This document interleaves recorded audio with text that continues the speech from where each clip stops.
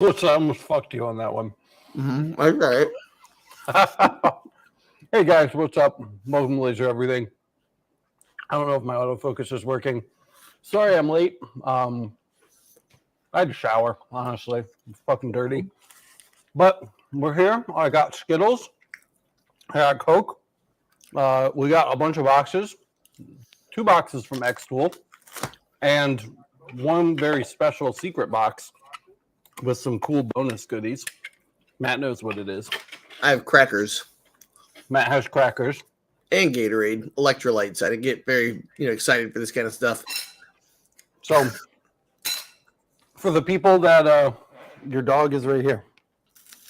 There's the dog. Her Chihuahua. For the people that get really antsy and frustrated when we don't immediately do the thing and the live streams aren't only 15 minutes long, we will start for you with the xTool F1 right now. We'll save the bonus boxes for later. xTool did send me another box. We'll get to that in a minute. I need my box cutter. Here we go. Look at that. And the F1 box is right here at my feet. So let's just make a little space here. I am flying by the seat of my pants right now, guys, because that's how I live my life. And if you're not new to the channel, you know that. And shouldn't be surprised. Okay. Literally, that Coke Kid's the only thing making me go right now. It is. It's accurate. Here it is. It's a pretty big box. There's the xTool F1. I did my best to get you guys a top-down view as well, so you can see things as we open them. Yeah, I have like a really nice rig. It's like 12 feet tall, and like the camera sits directly overhead, but I haven't had time to assemble that. And I'm just too excited to open this to wait for that. So, yeah, I'm stoked on this. We'll just go ahead and start opening it up right away. I'm stoked on this. I am excited to have a desktop 1064 laser. That's really what I want. It's so cool just for like testing out quick material stuff. Yeah, and the fact that the diode, it has the diode too. I mean, that's just a bonus, right? The blue laser, having that diode in there. So, I mean, you can essentially mark everything except the most difficult plastics with this laser. You're not necessarily going to be engraving things, especially with the 1064. The 1064 is not going to be engraving deeply at all, but the diode sure can, and you can mark a very, very wide variety of things. Look at this little pull tab right here. How about that? But yeah, so let's get this out. Let's get it out of the main box. I'm gonna hit that tripod with my chair like 800 times, so just accept that now. That's how we know you're excited. Yeah. Oh my god. The struggle is real. The struggle is real. Yeah, it's heavy. Okay, cool. Check that out. All right. F1, xTool F1, fastest portable infrared and blue light Galvo laser. I'm glad they're not saying fiber, which is cool. Yeah. Let's look at the front of the packaging here. I don't know how. Get that out of the way. I don't know how they generate the 1064 beam in these like hyper compact units.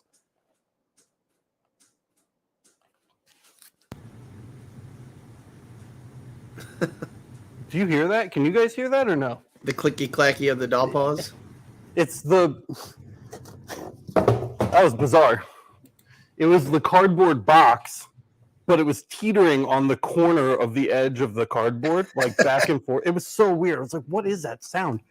Anyway, I don't know how they're generating the 1064 beam in these, but I'm fairly certain it's not with fiber pumped diodes. So there's the front. Give this a little peely peel. xTool, xTool does a bunch of things that I don't personally agree with, but their marketing is on point. Their marketing's so good. And I'm not saying I don't agree with it. Like it's bad. Just like I would have done things differently a lot of the time. But man, their marketing is sharp. Their packaging is always super good. The materials they include in the boxes are always really nice. Look at this. Like, look, just little things like this. You know what I'm that saying? gets you excited for all the cool shit you're gonna be making. Dude, yeah, I'm amped. When I look at this, I get amped like immediately. Oh, look, the outside. Can you get that top view? Yeah, that outside has some cool marketing on it too. 2-watt infrared laser, 10-watt blue light laser. That's more than what is the Laser Pecker 2? Is that like is it 2-watt? I don't know. 5 maybe? I don't know. It's not 10. I definitely know that for sure. I'll Also, look. You keep going. yeah, I hear Discord going off. It's probably my wife yelling at me about something, so I'm just gonna open Discord really quick and make sure that I'm not doing something wrong. Oh no, it's you. Okay. 4,000 millimeters a second. So Galvo speeds, we're used to that. Portable and handheld. We love that. This is where things get a little weird here. And I don't know, you guys, I can't reach the zoom. But they are saying, here, I can reach this zoom. Take me back to the front. Yep. Thank you. This is where they're saying, like, come on, autofocus. Do your thing. Come on. Boop, boop. Ooh, ooh. Why? Why do you do this to me? I spent so much money on you. Hold on.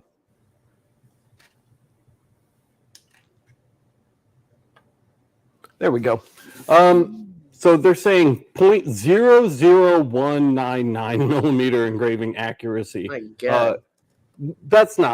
That can't be accurate. We'll test it to be sure, but like, there's no way. And even if it was this small, you can't use it because of their limited resolution options in the xTool Creative Suite. And we'll talk more about that probably in the review. 300 plus types of materials, probably. I buy that. Graph outline preview. So they're just saying it's got like the red light preview in there. Multiple devices adapted if you're like a really big iPad fan, I suppose, and laser leak proof. So we should be fairly safe utilizing this. I will say that the idea that you can use your iPad to do that while you're it's pretty tight. Yeah. Whoops, we were going back to the front. Back to the front. Well, because you could be like actually at like the laser, like we're doing the Fiber Laser to Go series, and that's literally where you can do the same thing, like you're out and about, making cool stuff. These are so nice. They're manuals. If you've never taken a look at their manuals, they're really good, and they're only getting better with time, which is super awesome. They are in like 1 billion languages, so your language is pretty much guaranteed to be covered, and they're just really good. Like they're really well written, and they're not all encompassing, but they're published nicely, and it makes it easy to get started. So I get excited about that. I saw a couple people in chat were saying that they actually purchased this laser. Yep. Nice. Light speed. I was just about to say, that's what I was just trying to talk about. Is you basically can go to craft shows and flea markets, and with a really simple connection through Bluetooth, knock that thing out. Sweet. Microfiber cloth, great. All right, let's see. Am I going to regret opening this sideways? Probably. Foil Duck says, I have one to market some church events. Nice. Sick. Oh, man. I hope this looks good on camera because it feels like shit. All right. Get rid of we're almost done with the bulky stuff. Whew. All right. Goodbye. Oh, that didn't go all the way. Real quick. Willie's asking, what's the price per unit on these? Oh shit, dude! I don't know. There's a link in the description if you want to check, Matt. I don't even know off top. I think it's like $2,000. Yeah, like Nico says by itself it's $1,600. So with nothing else. Yeah, this one came with the air purifier, which is different than the air purifier they sell separately on their website. So we can talk about that later too. I'll show you guys that, and I'm excited to test that out. But whoop, that's heavy. Okay. More foam. Is there any secret compartments in here? They love hiding stuff under stuff. I don't think so. That one seems empty. Okay, let's turn this up right. Whoa. and we're the right side up. So that's nice. There's a handle. Really good. Right out Oh, of the look, box. nothing hitting because they're nice boxes. Look at that. Yeah, they're nice boxes. We've got things just kind of like really nicely packaged.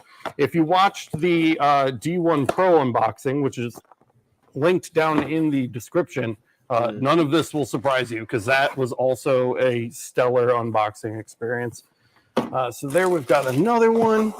I think that's it for these pockets. And then the unit.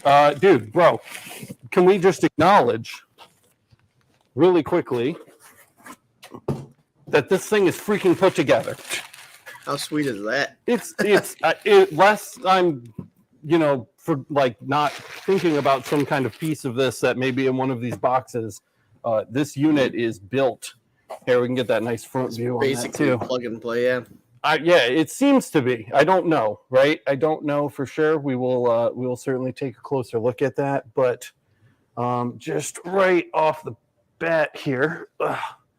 Okay, that's a little too far. I need a cameraman. Right off the bat here, we're looking pretty. That's pretty preem, dude, and it's looking mostly set up, which is nice. So I'm kind of amped on this so far. We've got some knobs over here. This one seems to be for height adjustment.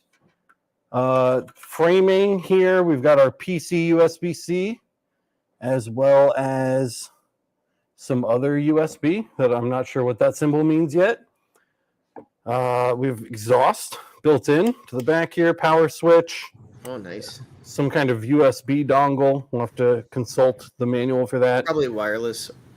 I believe these two USB-C ports are for powering peripherals. We'll take a look at that. And then we have a main power point here. And dude, emergency stop. How often do I complain about lasers not having emergency stops? So that's stellar as well. And that's it. It's really, it's really straightforward. It's pretty simple. It's a pretty simple little device. All right. Put you up on top here. Miranda's saying my audio is clipping. Are you hearing that, bro? I'm not. Okay.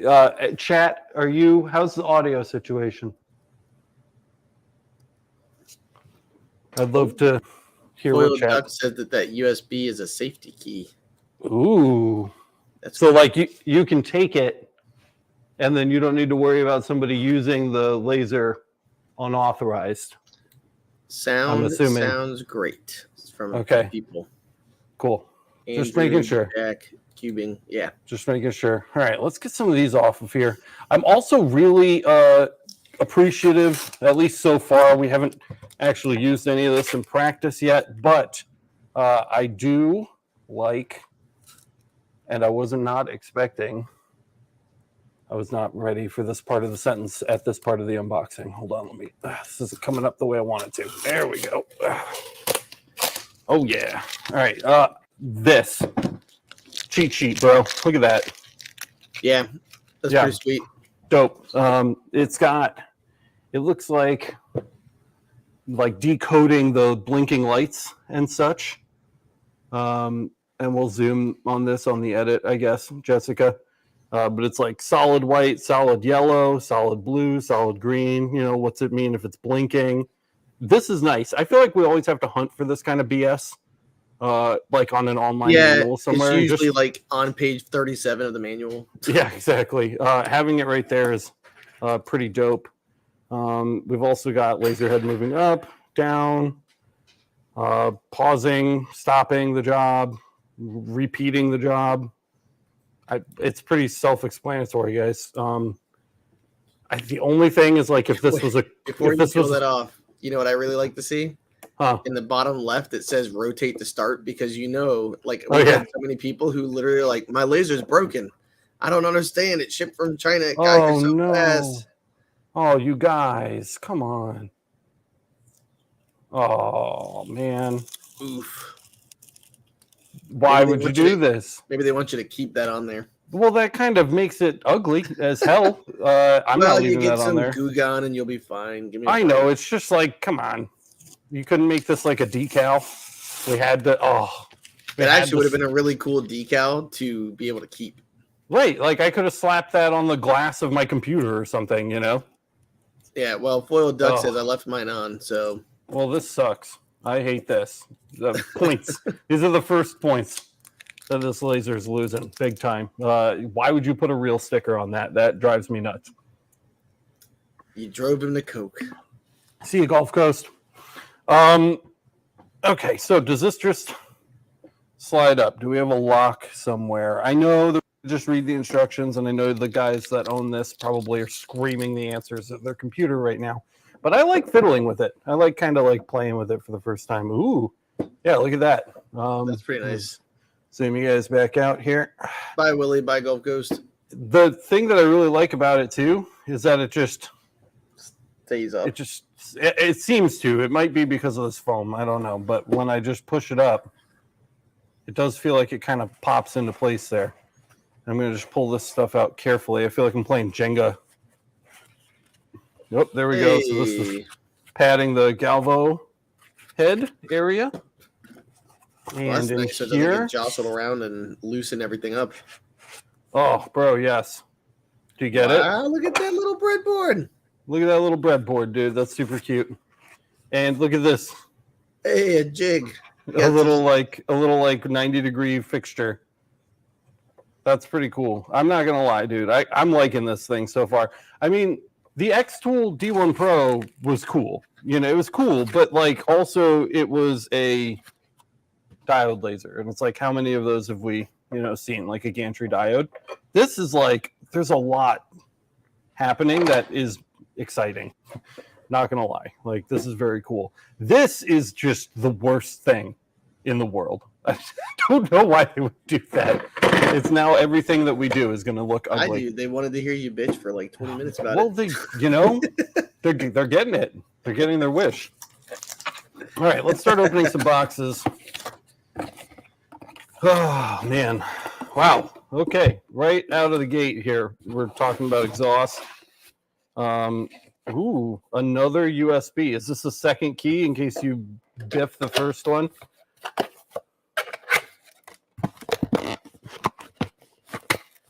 I like the colors. I'm not gonna lie. Like, I mean, Yeah, I know me too. it's such a like a not important thing, but they just look cool. It honestly, it looks kind of cheese on the website, but now that it's sitting here in front of me, I'm about it. I think we have another security key. Yes, we have two. So if you lose one because you're Nice. dumb, like I will inevitably be, then you have a second. We're just gonna pop that up there, and here's your straw. What was that? Were those zip ties that came with it? Do you hear this? No, where do you see zip Something ties? just fell out on the floor. What was Oh that? yeah, that is Like a hose clamp? that's a Peng Sheng right there. Some kind of Alright. like lube or grease, I'm assuming. I'm not sure what that's for, but I'm sure the instructions will tell us. Dude, can you guys see this? Yes, very well. That's so entertaining. I really like This that. is how you know someone has ADHD. Hey, it's I'm true. done. It's stimming. I know. All right, so that's fun. That's a fun thing. What's nice though is the rigidity of that. Instead of something Yeah. like this garbage floppy hose, Mm-hmm. like that actually has some nice rigidity, and you can like take that to a window, whatever you need to do. Second big box here appears to be just testing materials. Just so many testing materials, which is something I've always appreciated about xTool. xTool, the D1 Pro, if you remember, again, there's a link in the description if you haven't seen it. The D1 Pro unboxing literally came with so many testing materials, and we've got a bunch here. So hopefully we can play with some of those today. And what is this? What are you? Is this a cut bed? Whoa! Oh, that's is this cool. a cut bed, dude? Check it out. Hold up. It's gonna be so sick right now. You Basically ready? like a little knife plate. Oh, or it doesn't. blade plate. I thought it was gonna just like pop in. It doesn't, but it's still cool.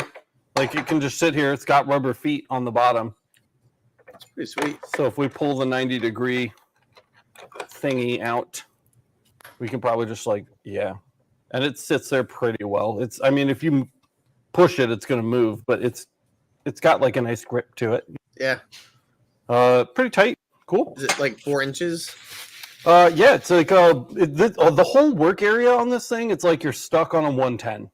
Yeah. That's basically like just to give you like a size comparison. If you, Yeah, but that's a lot of stuff. yeah, it's a lot of stuff for sure. We do have some warning labels in here, and we've also got a Galvo lens cap, which you guys are going to be familiar with. We'll make sure we don't burn a hole through that today. Hopefully, if I remember by the time we get to it.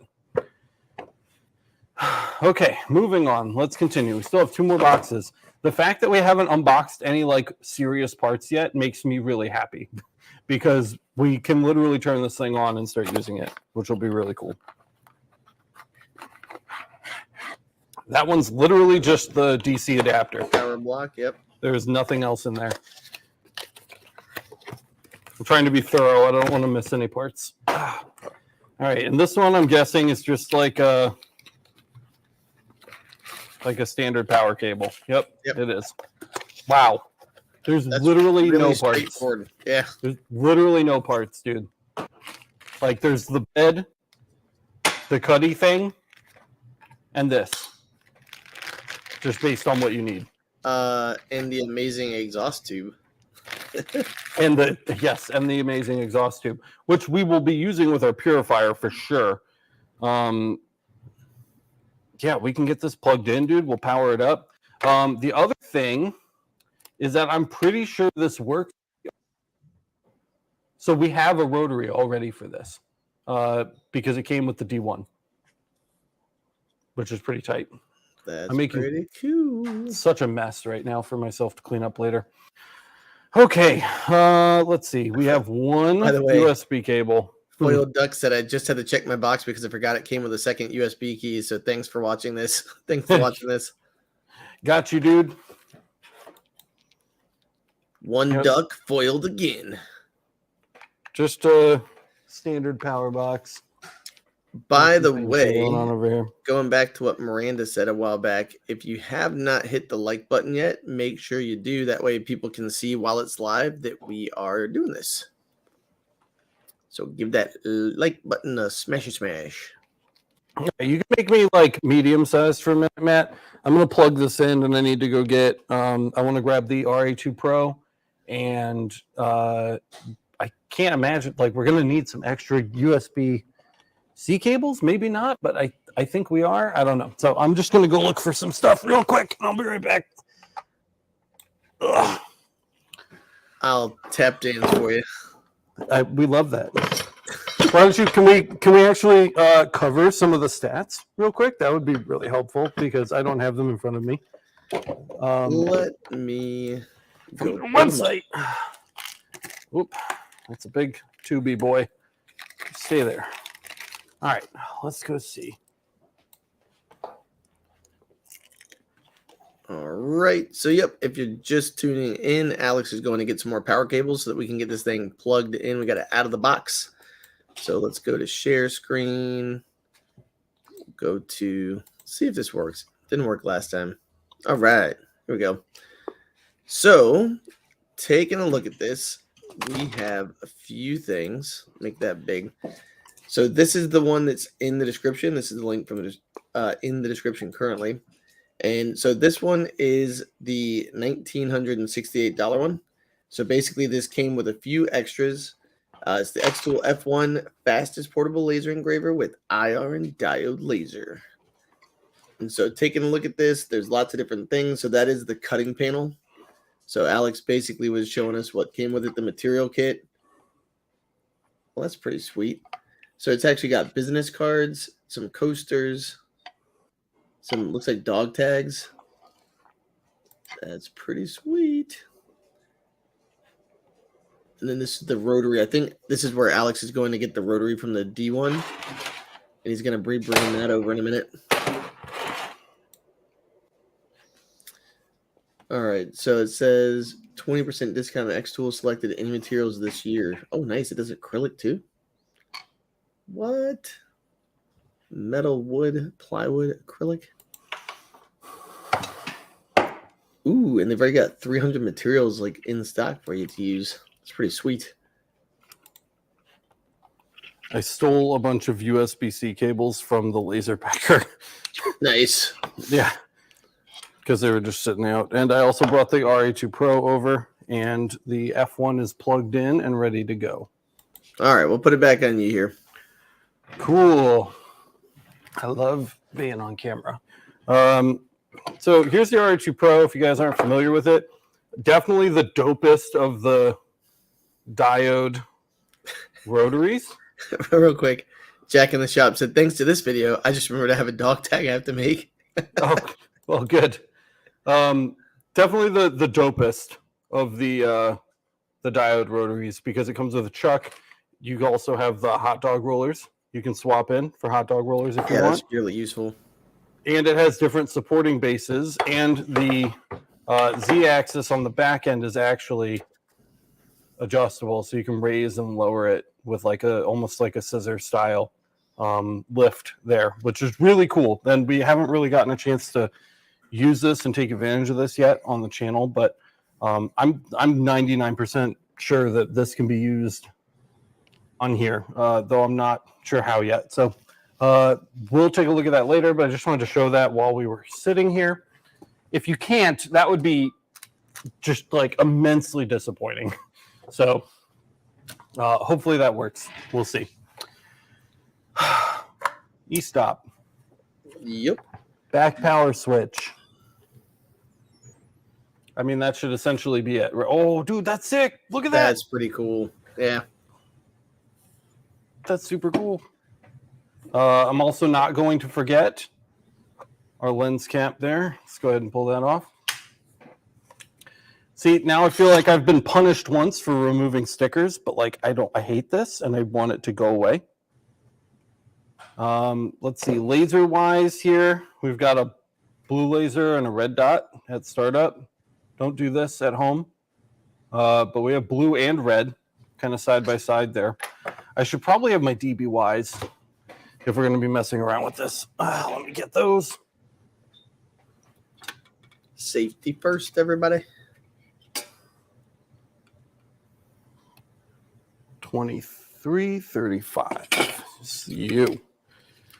These are the, if you're curious, these are the DBYs from No IR Laser, and they offer great spectrum coverage. So we're getting 190 to 534, which almost covers green lasers, not quite, but almost.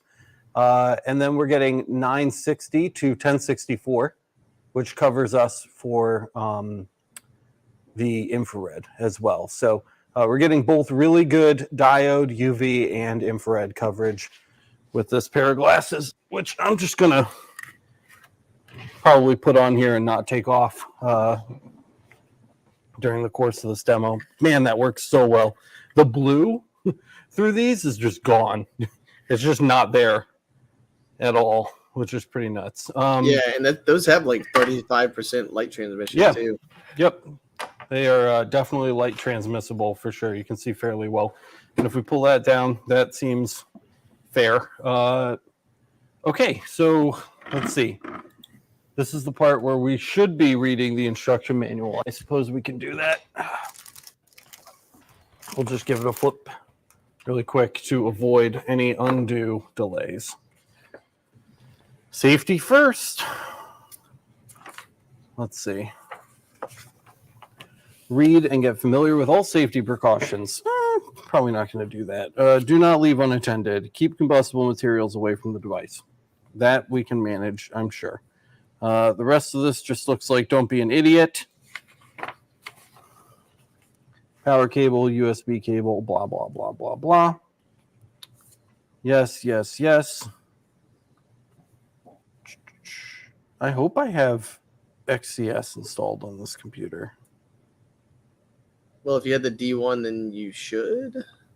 I should, but I add and remove software a lot. Key, remove the field. Yep, we pulled the lens cover off. See, and this is what's sweet. Like, we're looking over your shoulder, by the way. So, like, nice. when you can see what he's looking at, what's nice is even if you have a language barrier or if you're someone who just reads stuff and it's like it doesn't really compute, seeing the pictures helps me a ton. I'm definitely a visual guy. It looks like it wants it like physically connected to the PC, at least for now. So we can do that. This cable is not long enough, though, for me to do that with my setup. So Skittles, and I'm going to hunt down another cable real quick. Ugh.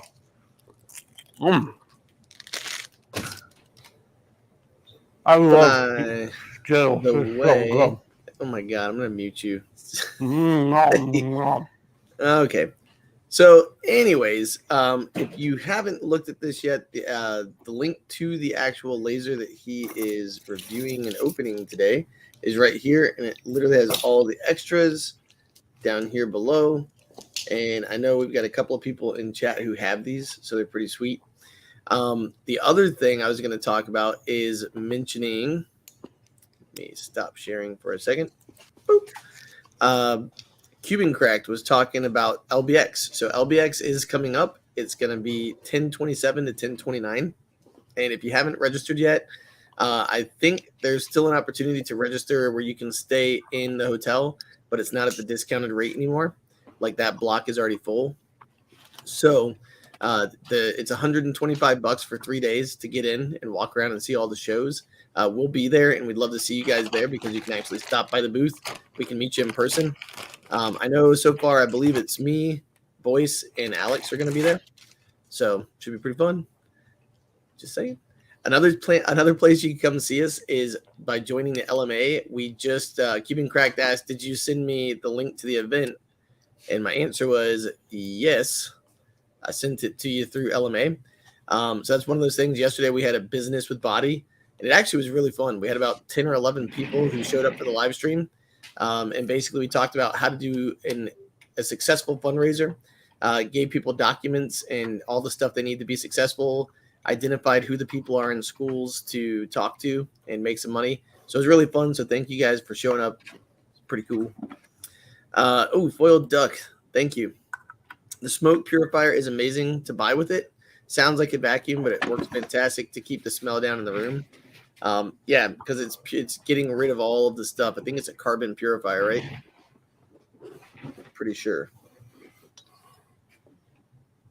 All right. All right, I'm going to move you guys over there, and we're going to get after XCS here, which is installed. Hooray. Okay. All right, so we'll get, I think this is the best way to see your computer working. I got you, man. Ew. Ew. Boop. Oh, okay. We have an update. So for people who don't know about this, is this something that you download from the website? Do you get a key for this? Is it? No, it's free. Anybody can. You can download it right now, even if you don't own a xTool laser. Oh, sweet. Okay. Yep. And it works fairly well. I have gripes with it, and I talk about a lot of them in the D1 Pro review, which is largely a review of XCS as well, because they are dependent on one another. And so I have some issues with it. There's a lot of updates, it looks like, since the last time I've opened it. So maybe some things have changed, and we will play around with that a little bit. But I want to make sure we're using the most up-to-date version of the software. So I'm just going to go ahead and install that really quick.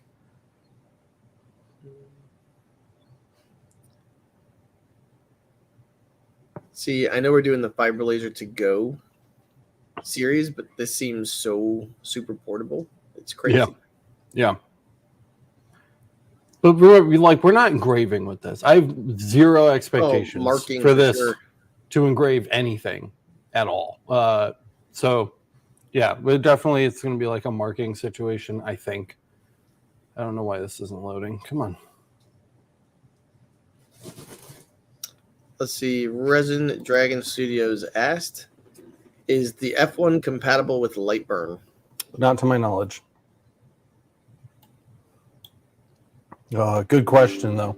And if you buy an xTool laser that requires, Galvo functionality, like this here, where we're not on a gantry, I would not expect Lightburn support in the near future, if at all, ever. So, this is weird. So Foiled Duck says XCS is great for the F1. Lightburn does not have some of its features yet.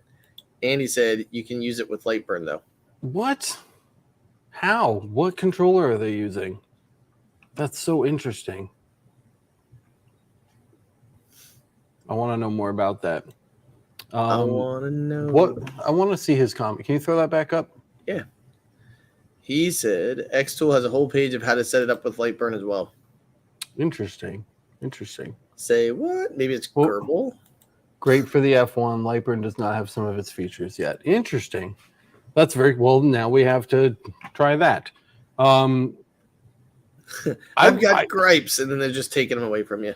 Well, I still have gripes. I know. My main problem is that if I put an image in here, and this isn't what today is about, but if I put an image in here, and we go to fuzziness, we want to send this. Oh, well, I guess we have to set our device up. We should probably do that.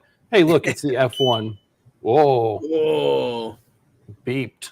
New firmware version found. Okay. Cool. I like that it's talked to you though. So you don't I like how easy this is. This was one of the praises I gave the D1 Pro as well. Like you literally just like connect it and it's like new firmware and you hit OK and then it's done. No SD cards, no weird boot sequences. It just finds the laser and it just does it and then it's done. And I really appreciate that for sure.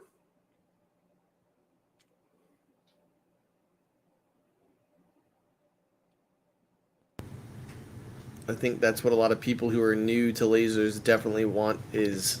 I mean, I'm not new to lasers and I appreciate, like, it still makes my life better. Oh yeah. But I mean, the good news is like people who have had, if you bought like fiber lasers and galvos and gantries, like there's so many things to know. And then this is just, like you said, plug it and play. Yep. Especially if I was new, I'd feel intimidated. Shit, I still feel intimidated. This is so cool, dude.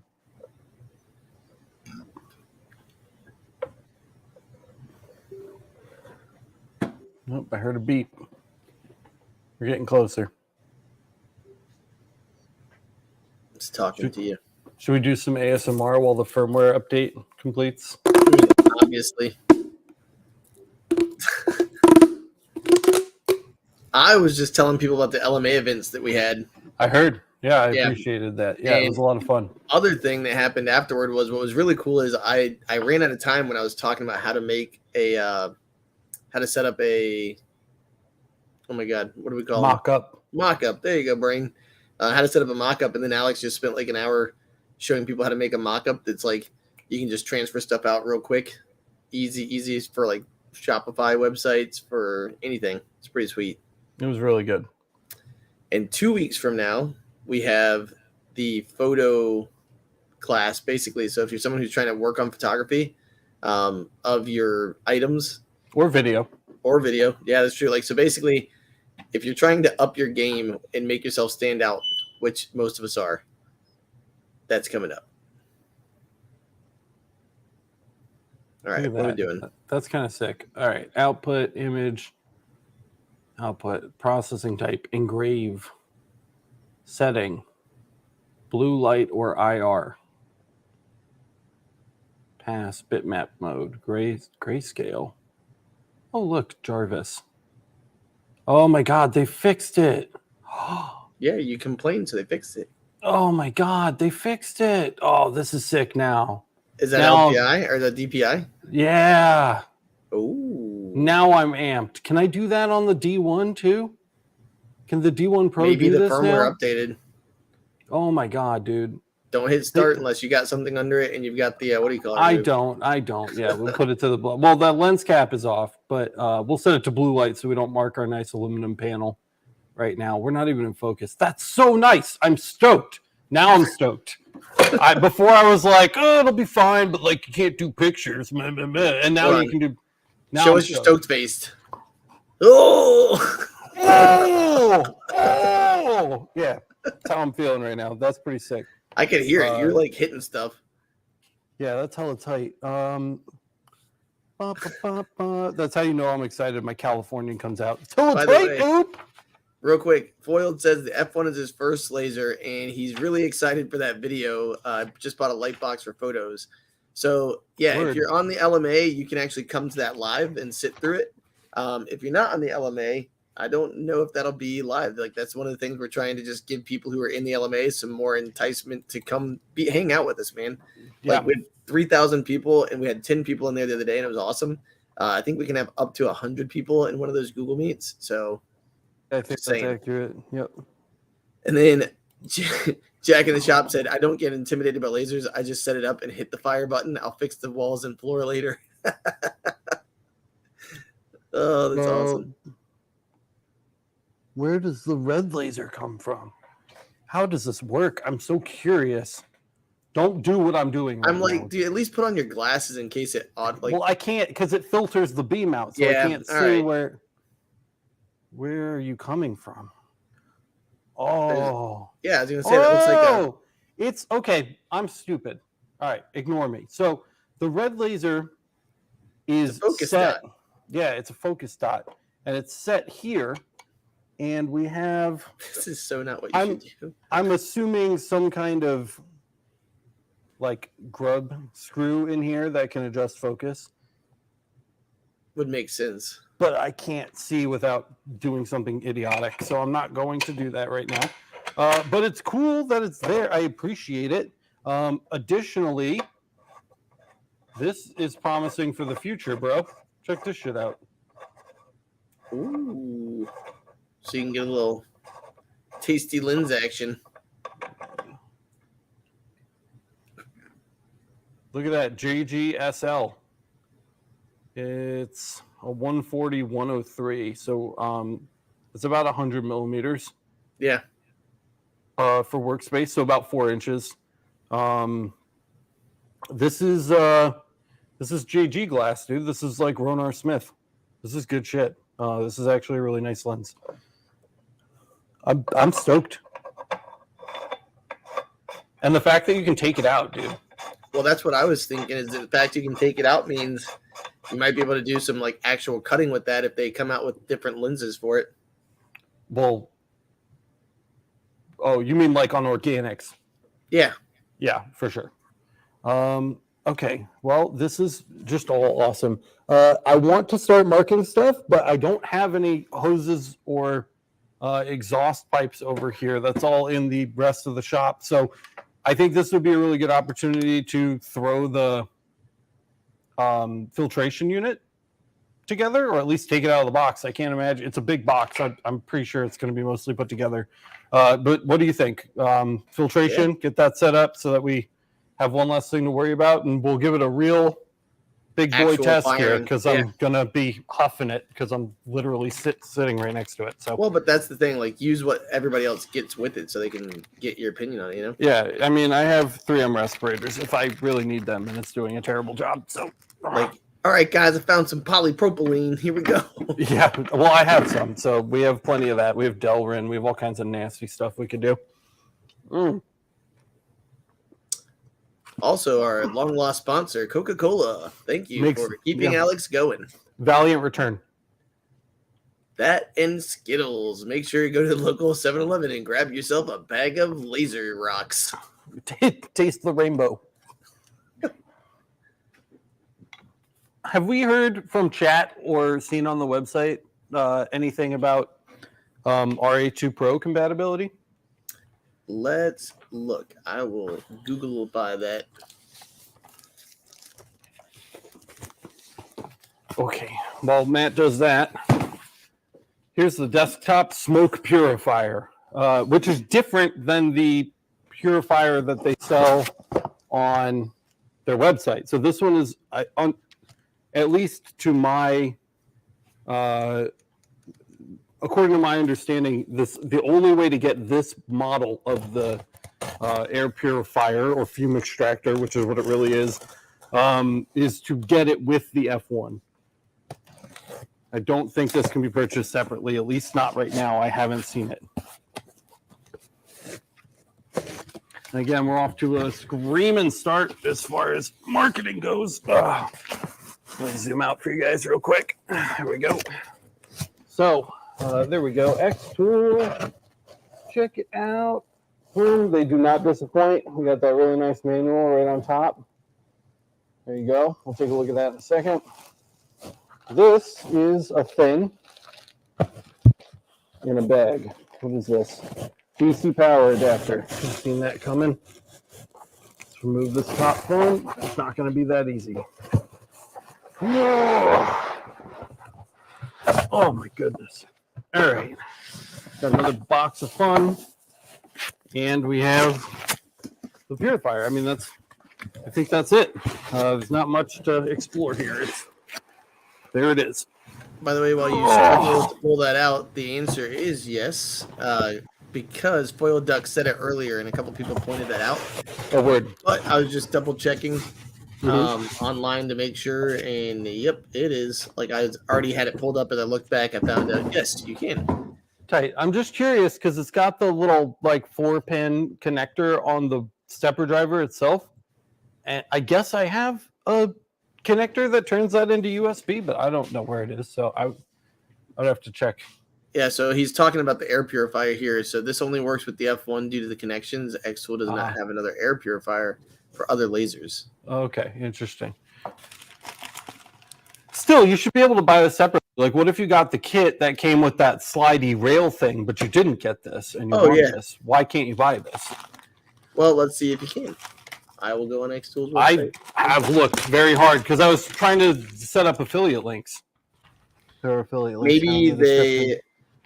Oh, yeah, air purifier right here. It's not the same, dude. It says desktop air purifier for xTool F1. Oh, well, okay. $3.99. You should probably send me a link to that so I can create an affiliate link for it. Yeah, share screen. I'll just show you guys in case Sorry you if I want keep to hitting look the at mic, guys.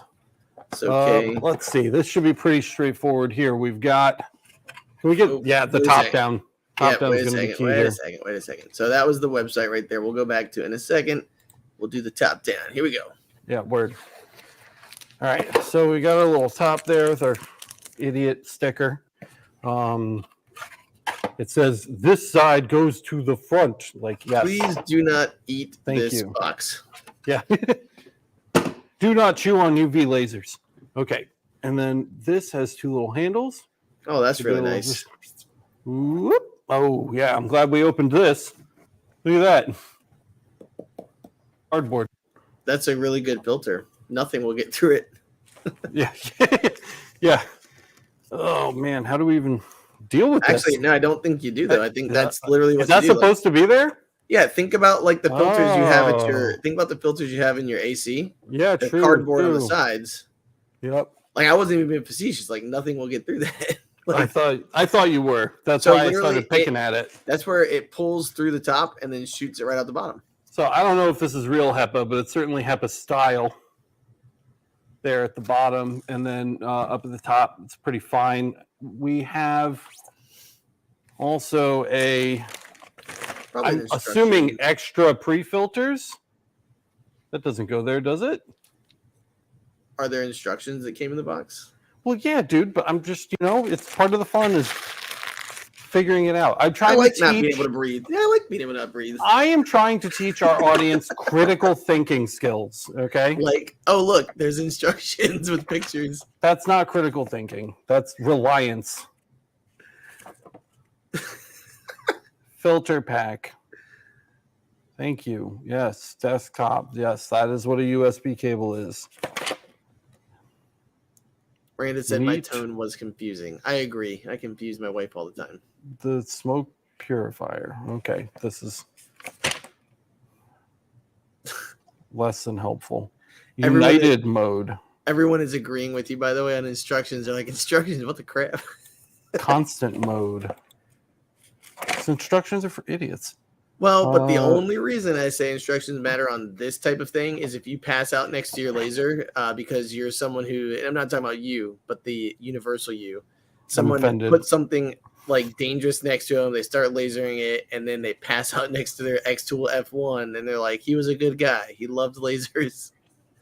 Like, rip. Died doing what he loved. Hey, Kyle's in chat. Hey, why isn't Kyle in the stream? I don't know. He said, I'll give them something to be critical about. Do your job. On, max, min. This is all very nice. They have very nice pictures. This manual sucks. The F1 manual, super good. This manual, garbage. What's in here? Oh my God. More tubing. Yeah, one is for making sounds and getting off to ASMR, and the other is for extraction. All right. You should still be sleeping, but now you're awake and you're coming into the live stream. Yeah, for a real. I will send you that link, Kyle. Power cable, USB cable, blah, blah, blah. All right, great. So that told me nothing about this filter situation. I believe this is, yes. Okay, so it's just an extra. You see that? Yeah, that's pretty sweet that they get through in extras for you.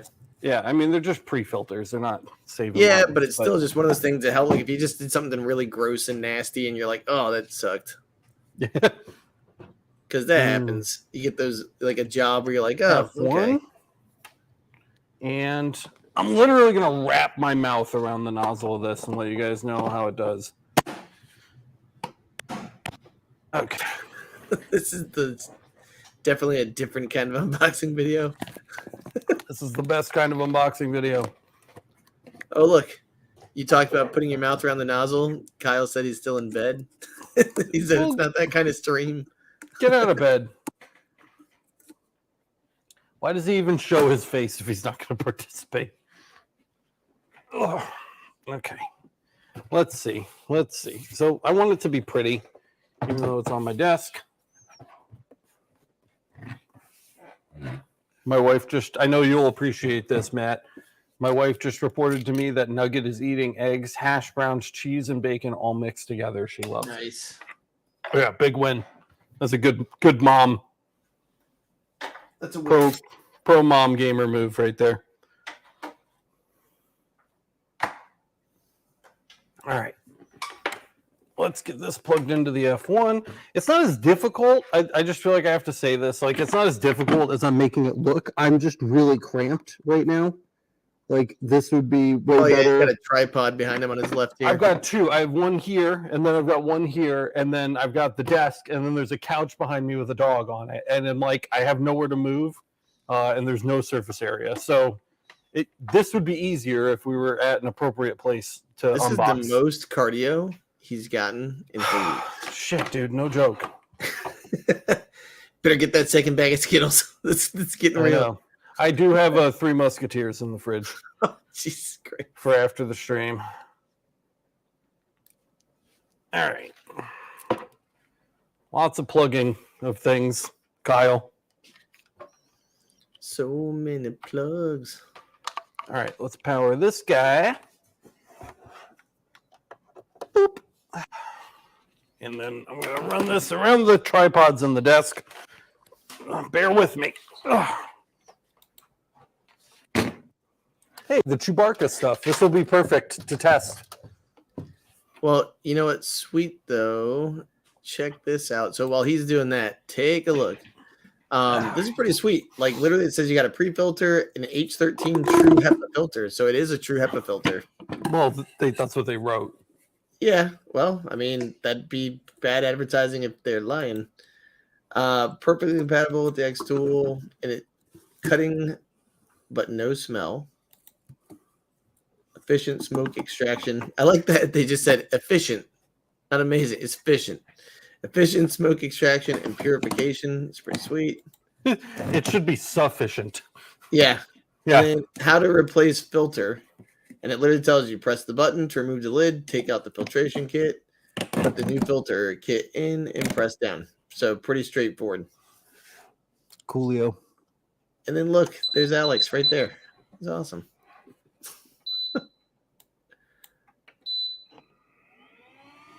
Whoa. Ooh. It's going. It doesn't sound too bad. That's pretty quiet. Yeah. What? Why are you yelling at me? It's angry. It says, I don't suck, you suck.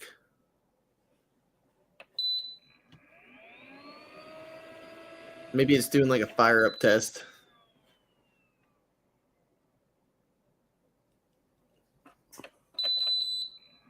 I don't know how to switch modes, but whatever.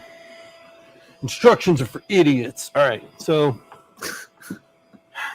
let's just try to get this looking nice again. So we've got our laser. Oh, hey, This look. is- Foiled Duck says joined LMA. Woohoo! Hey, no. Thank you. Nice. Way to go. Thanks man. for supporting us And and we'll our see channel you and our in 2 content. weeks. Yeah, next weekend. The weekend. While you're after at next. it, go sign up for our new free social media network, makerremix.com. It's pretty cool over there, too, if you want to be part of an exclusive club. Hey, yo, look at that. All right, so we've got our extractor hooked up. We've got our laser set up. We have this. Safety glasses. You got safety glasses in case you need them. They're right here. Yep. I do have them. Just telling people safety first. Yep. Now you just need some cool shit to laser. Yeah, I mean, we have plenty of that. If I have anything, it's that. Let's see. Cool shit to laser. Cool shit to laser. I mean, we could just start with some wood. You want to go classic? Yeah, let's go classic. They gave us a giant fucking folder of shit to use. Let's just get some of that. Oh, the language taken at the PG-13. Oh, No, God. not on your life. See, and Foiled Duck said, I love the air purifier cuts on when the machine is actually on and then turns off by itself too, so you don't leave things running or have some kind of a... Yeah, it has united mode and continuous mode, and I think united means continuous that is nice. I think the united means it's looking for a cue. Yeah, like when the laser fires, it gets a signal. And then continuous means that it just runs no matter what. But I don't know how to switch between them, so whatever. Ugh. Okay, let's see. Time to actually get into this. How's this view looking over here on the right? I'm just curious what it looks like in that camera. We haven't seen it in a minute. Oh, that's pretty good. Fuck, I was gonna say, if you could scoot out of it, it'd be better. Oh God, this is what I used to look like. All right. Oh, okay. What is this? What are you? Nobody knows. Somebody that I used. Looks like acrylic with some paper on it. Yep, Thank I'm you. good. Yeah. Wow. Fucking Sherlock Holmes over here. This looks like Leatherette patches. yes, but are they safe? Ooh, 3M pre-applied.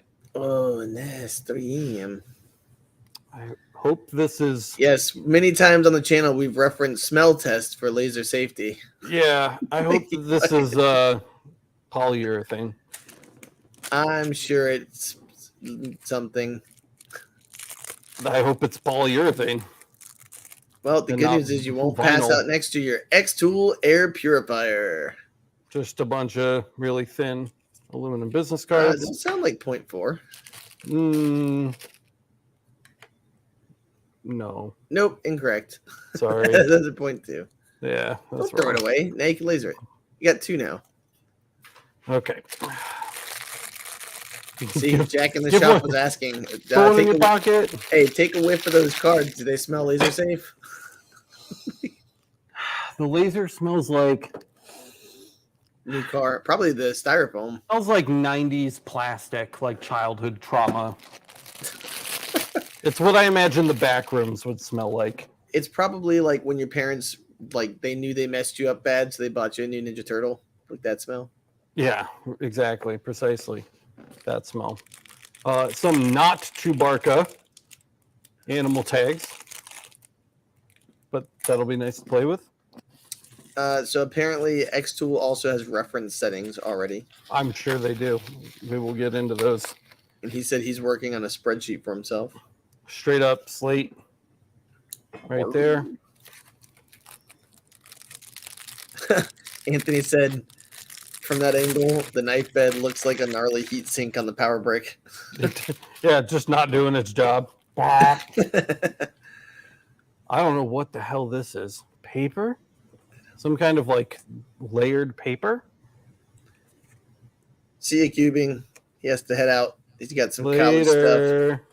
He has to go Imagine get their going lunch. to college. Well, he said he He'll has to give go up. get his lunch. Yeah. He'll give up on college eventually.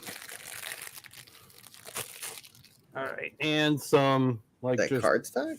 no, it's like Oh, plywood. Yeah, it's like balsa ply.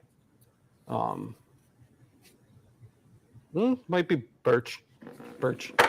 Okay, so we'll start with the wood. Just keep it simple, stupid. Now, see, okay, so what they're saying is don't do this. They don't want you to do that. I think what they want you to do is actually like do this. If you're going to do something bigger, then we'll fit inside with the gate closed. This is how they want it done.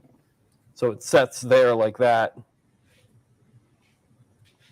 Yeah, it makes And sense. then- That's the best way to get a seal on it. Now you've got a seal. Yeah. Exactly. That makes sense. That's fine. All right, let's see. Oh! What? Whoa, do you see it? Can you see that? Yeah, you can hear it. I heard it. I looked up. I was looking down. I was like, "What's that noise?" My That's- God. The beam turns purple. And it combines the blue laser and the red That's laser. stupidly cool. All It right. turns purple. They Purple got laser. me now. They got me now. God dang it. Oh man, that's sick. All right, cool. So here we are. Let's see if I can bring you guys in a little bit. So we are focused by bringing the two beams into alignment here. So we went, whoop, and now they're on top of each other. We shut this ugly thing covered in our sticker. And now we need to work in XCS. So let's just get all our blanks out of the way. We'll reapproach this stuff in a little bit. Yeah, for people that hate wearing safety glasses, this laser should be great. Okay. I don't believe in safety glasses. They're like instruction manuals. For your eyes. Yeah. All right. Let's see what's going on here. So, all right. So,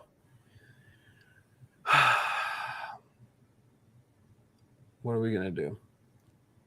I guess we could start with this. I I was really gonna say you've already got it queued up, man. It's like it's Yeah. self-aware. It's I'm like kind where of stoked on this this is like a where I started like video. grid. Oh,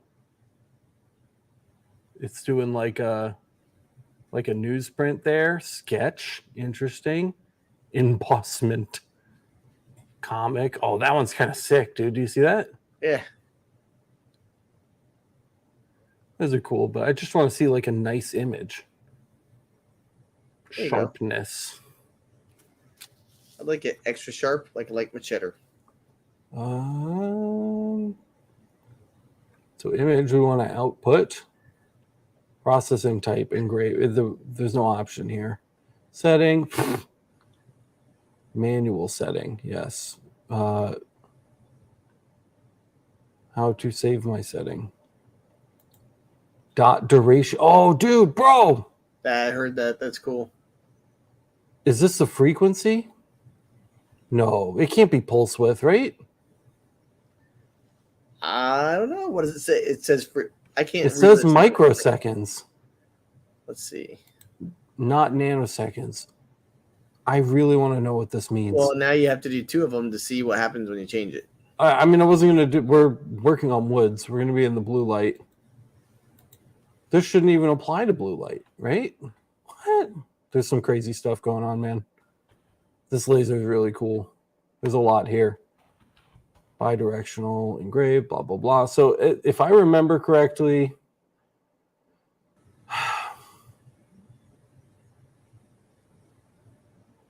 I thought their settings reference library was in XCS, but it might not be, and that's okay. We can go, let's just pull up their website real quick.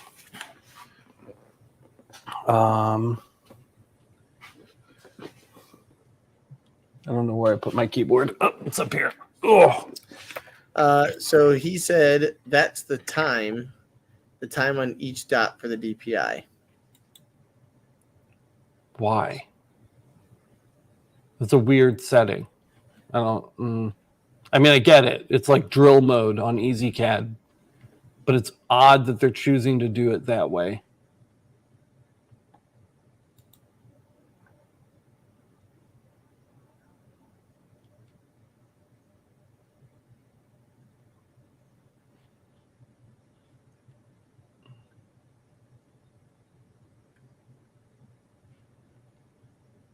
Does anybody have a link to their material library? Because I'm just like I'm looking right now. searching for it.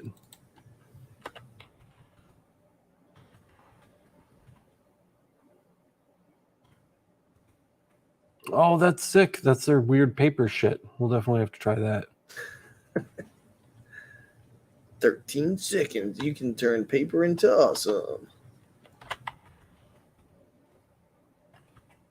Oh, here you go. X1 F material settings. Diodes. Here you go. Tight. I will put it into the Discord. Boop. Boop. Boop, boop. All right, let's see. Where are you at? Oh my God, Discord, leave me alone. Well, that was what I sent you. Yeah, there you go. And then you have to click over to xTool F1. Ah, So it's basswood, plywood. Well, go up to the top. Right. There you go. Yeah. Ah, the art scratch paper. Of course. What? Is that it? No. No, click wood. Yeah, it's like a slide. It's like a Excel spreadsheet where they've got like 6 sheets, and you hate that. Mm-hmm. I do. I know, because exactly what just happened. You're like, this is everything. Vector engrave, bitmap engrave with the 10-watt blue light laser, 80 power, blank speed, 1 pass at 250 with a dot duration of 400. All right, well, we'll give these settings a try. It's a good start. So 80, 250, 400. Let's try it.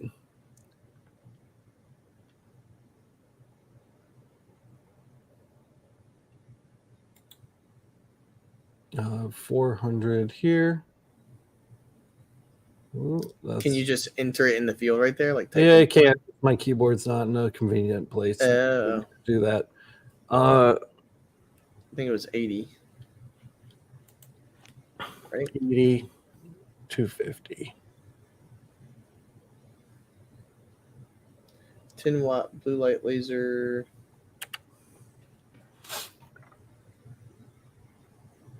Pass, bidirectional, manual setting. Where's the... Oh, there is no speed.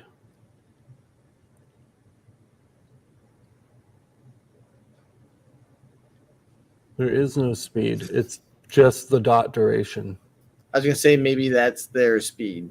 Like, that's their way of saying speed.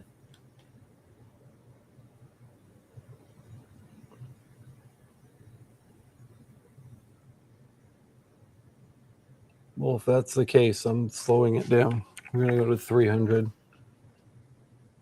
Or that would be faster. I don't know. We're going to have to test. This is going to require some testing. All right, let's see the frame. Let's see a frame. Oh, look at that. That's kind of sick. All right, I'm going to put my glasses on so I can actually show you guys.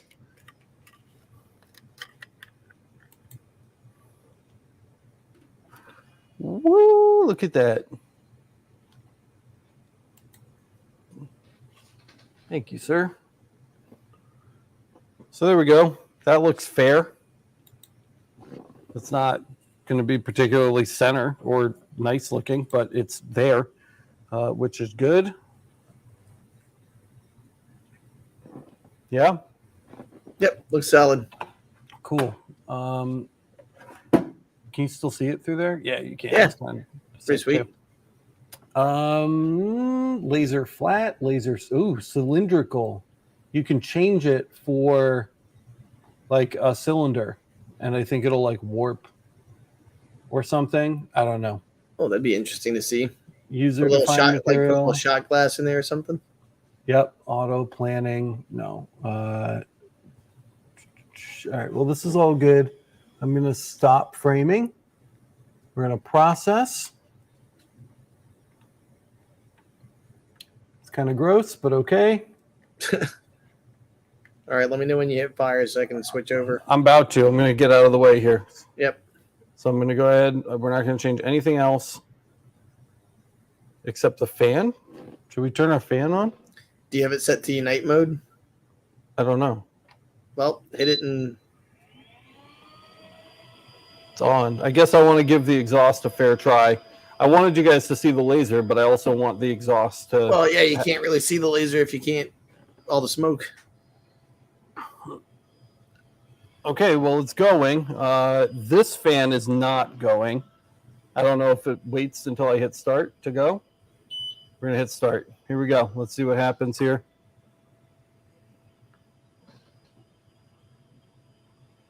Just trying to get this in a position where you guys can see it. Okay. Ready. Press button on the device to start processing. Exercise caution when processing flammable materials. All right. Which button? Is there a button I don't know about? Is it the one on the top right? Like right there by the blinking light? That one there? Yeah, sure.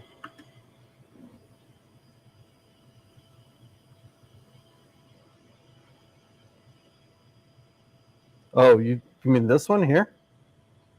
No, the one. Whoa, Oh, shit. there it goes. Whipping. I was going to say it's going. You started that at... Wow. That's hella blue, even through the filter. You should turn off the lights and see what happens when you turn the lights off. By the way, that took about like 15 seconds. I still can't even tell if the fan is running in the back. Well, when you open it and see how smelly it is. Oh, it was definitely running. I mean, it's there. It engraved it. And I don't smell anything. It's a little small. Good first run. Good first run. Yeah, but I mean, it's it looks technically just there. like, well, it looks like what you said, like the paneling or whatever, where it's like the two corners that were supposed to be darker are darker. Mm-hmm.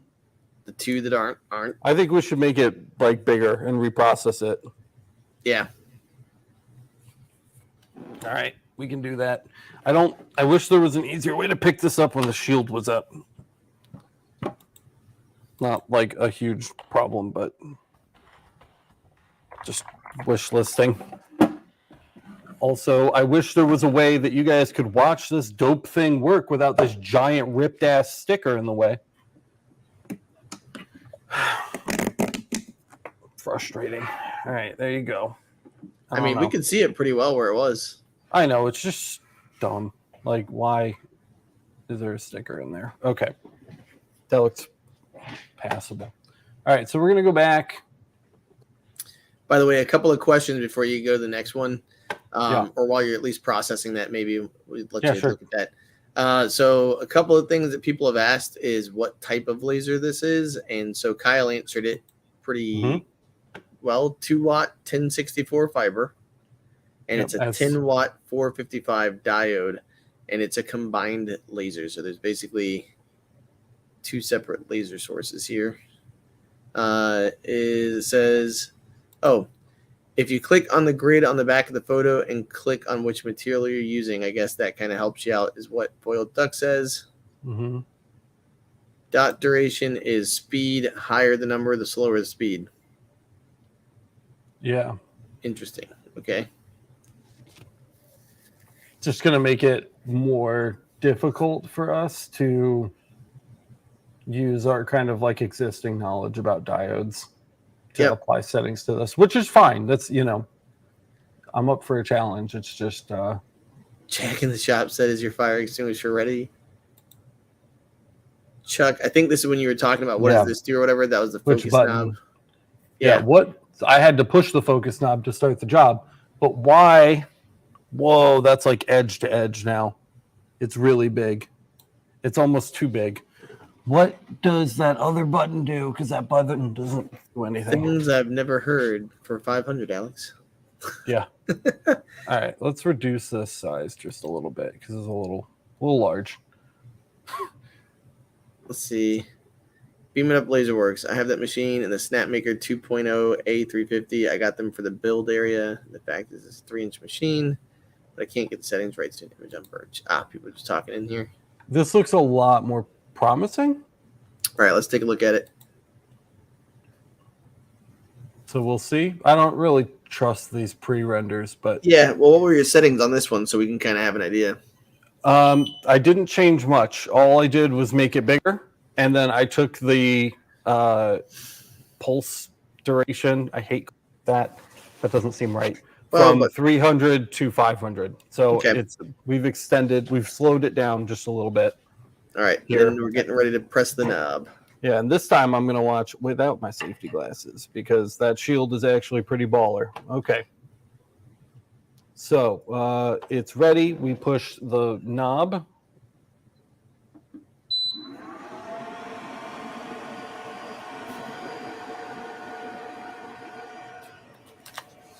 And it's going.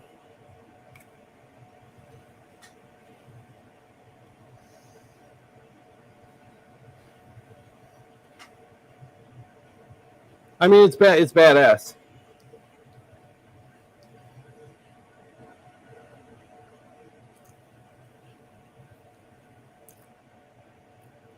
Yeah, it's not playing, dude. Look at it go.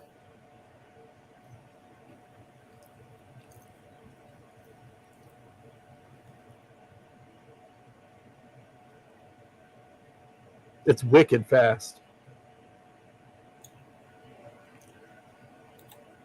Kyle said, in my mind, it's a perfect machine for small stuff at our desk or travel market machine for fairs and markets. Yeah, dude. I mean, that's why I want it. I've been really excited to have a laser that I can use at home. You guys know how small my home office is? If you've ever seen my home office, it's just like so cramped. And this will allow me to mark just about every single kind of material at my desk at home. And that makes me stoked. That makes me really stoked. That's why I wanted to play with this so badly. Let's see. Foiled Duck says he likes that for images, all he has to do is click invert and it automatically changes the image to black and white. Yeah, and there's always room for improvement with those pre-renders. You can always play with them to tweak them, but I mean, that's looking pretty solid in there. Dude, it's seriously dope. I know you guys can't see it as well as I can right now, but it's like incredibly good. It's incredibly good because you're getting the diode spot size. See, Al, with the speed of a Galvo. I mean, this is just unreal. I still don't smell a single thing, by the way. That's pretty impressive, especially on wood. For the speed and the amount of time it took you to set that up, that's really good. Yeah. Like the easiness for that. I mean, it's not the best wood either. I'm sure it would look better on like a hardwood. Yeah. But it's there, dude. I mean, there's like good shading and stuff. It looks better in person, as always. But could like, you try turning the wood the other way too? Because you're going with the grain, it looks like. Yeah, I definitely am, which is a no-no. But like, if I kind of do you see that? Like, it kind of pops out a little bit, especially up at the top. If you can see it up there, like the top of the diode unit, the module. There's like those little vents and shafts and things. Yeah, I'm just impressed. I'm really impressed. I want to try the ultimate test for photos, right, is people. So let's get some people in there. Let's see what this thing can do with like a family photo.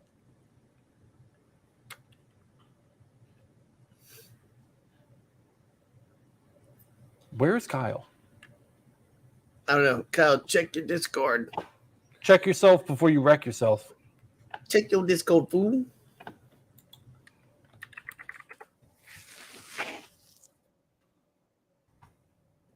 Oh, this is good. All right. How about Felix and Ollie? There you go.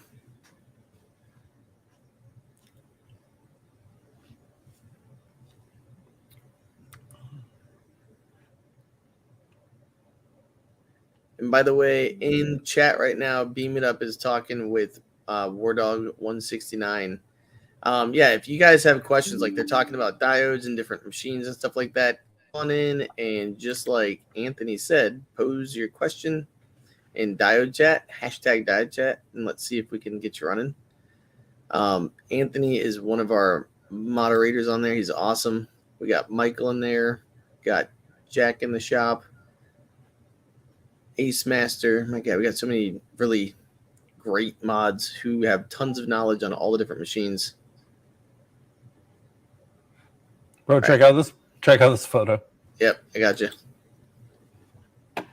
There you go. I'm just going to crop it down to a 1-to-1 so that it fits in our work area and we kind of maximize the space. But that is a cute one. Yeah, let's toss it in there.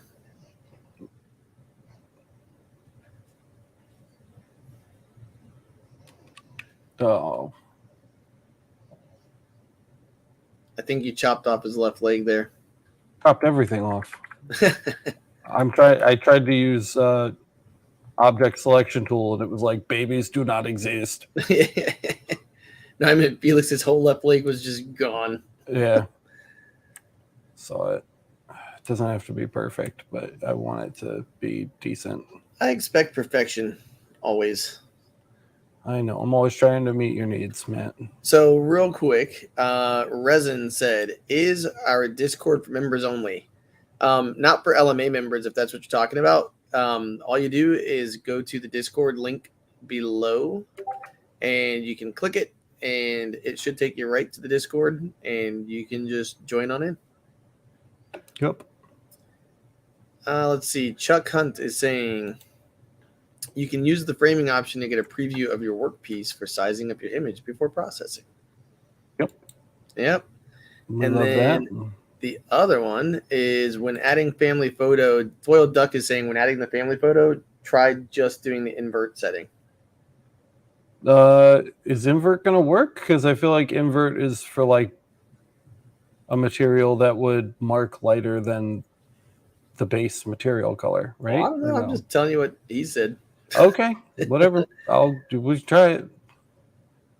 Oh, as we can make this small and do a couple of them. Oh God, Felix's leg. The bees came back. No. I'm just trying to clean it up. I don't want to base my feelings about the performance of the laser on my crappy photoshopping. So trying to do a decent job here. There we go. Looks pretty good.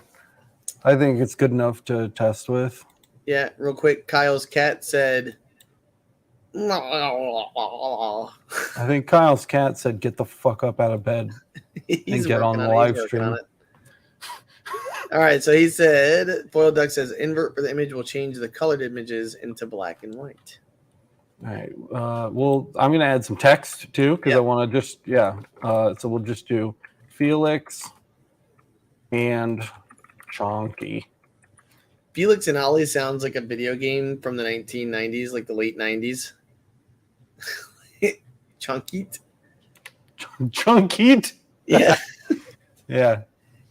Felix and Chonky. I like that. Felix and Chunkeet. And up here, I'm going to do BFFs. Hey, Resin Dragon Studios. Welcome to the Discord. No. We got Mr. Pew Pew. That's me. And then you got Alex is there too. I think he's just Ellie Alex.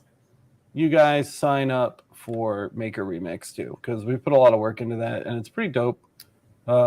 It's got like all the cool Facebook features that you used to, plus a bunch of extra stuff, including like forums and crap like that. It's pretty rad. I would go check it out. That link is also below. Like if you're wondering where to find all these links, the fourth thing down. So when you open it up and below, you'll see it says join our free new social network, Make a Remix. That's also where the marketplace is going to be. Is. Yeah, well, it is. That's true. It's open for testing. It's open for testing. Read the disclaimer. Yeah. All right, Felix and Chonk, dude, check it out. Yes, scale to fit on canvas. Dope. This should be great. This will be a great people test. People are hard. People are hard to engrave. Yeah, especially because the shadows. I mean, you guys can see the skin tone changes, the shadows. Yeah. All kinds of stuff. Hair. He's saying invert. Yeah, invert for the image will change the colored images into black and white. Yeah, but we can't mark this way. Not with that attitude. All right. I mean, I feel like we can also just set the grayscale. Yeah, to I think the 1. grayscale would be the better way. Sharpness. But I'm not foiled duck. Foiled duck's been pretty right about a lot of stuff. Foiled duck's been like hanging out, dude. But like, I feel like invert would be better for like metal. Like if we were removing. Oh yeah. The like an aluminum business card. Yes, then we'd be inverting this. But it doesn't make sense for wood. So we're gonna run it like this. But I just added just a touch of grayscale. So I said it's and the good news is we have another piece.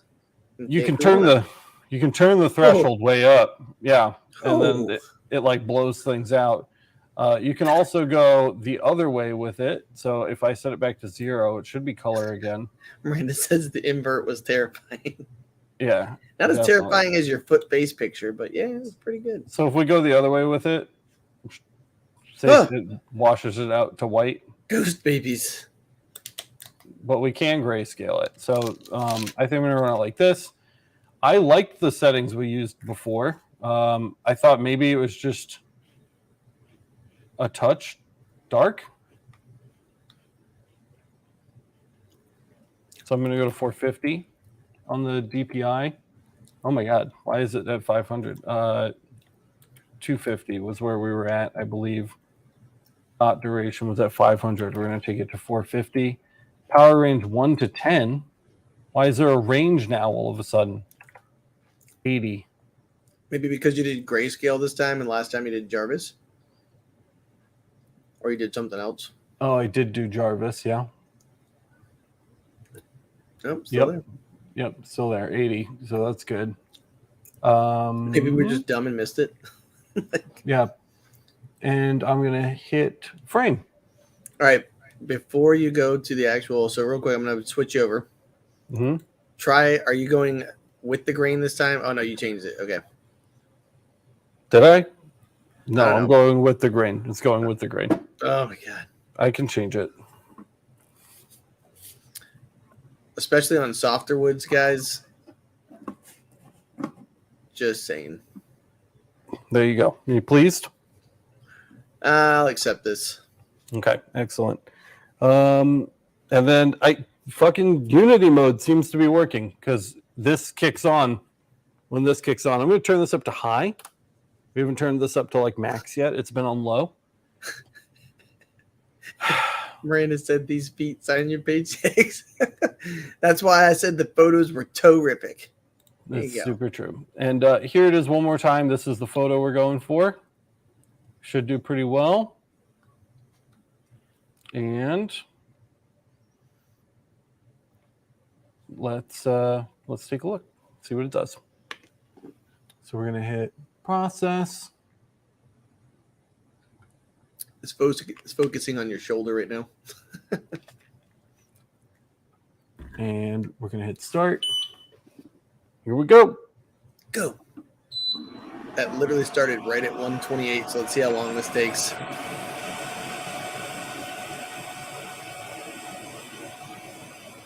Oh, look at it go. I did speed it up a little bit. Just a little bit. You went from 500 to 420, right? I did, yes. Which should be faster, right? Move your chair. Oh, no. Oh. What an idiot. An idiot. It should be faster, right? Should be. They were saying that the higher it is, the longer it spins on it. Right. Well, that's looking pretty good, though. So Cubing Cracked said, I wish their lasers would work with light burn. Well, Cubing Cracked, according to Andrew, Foil Duck, and a couple of other people, this laser does work with light burn.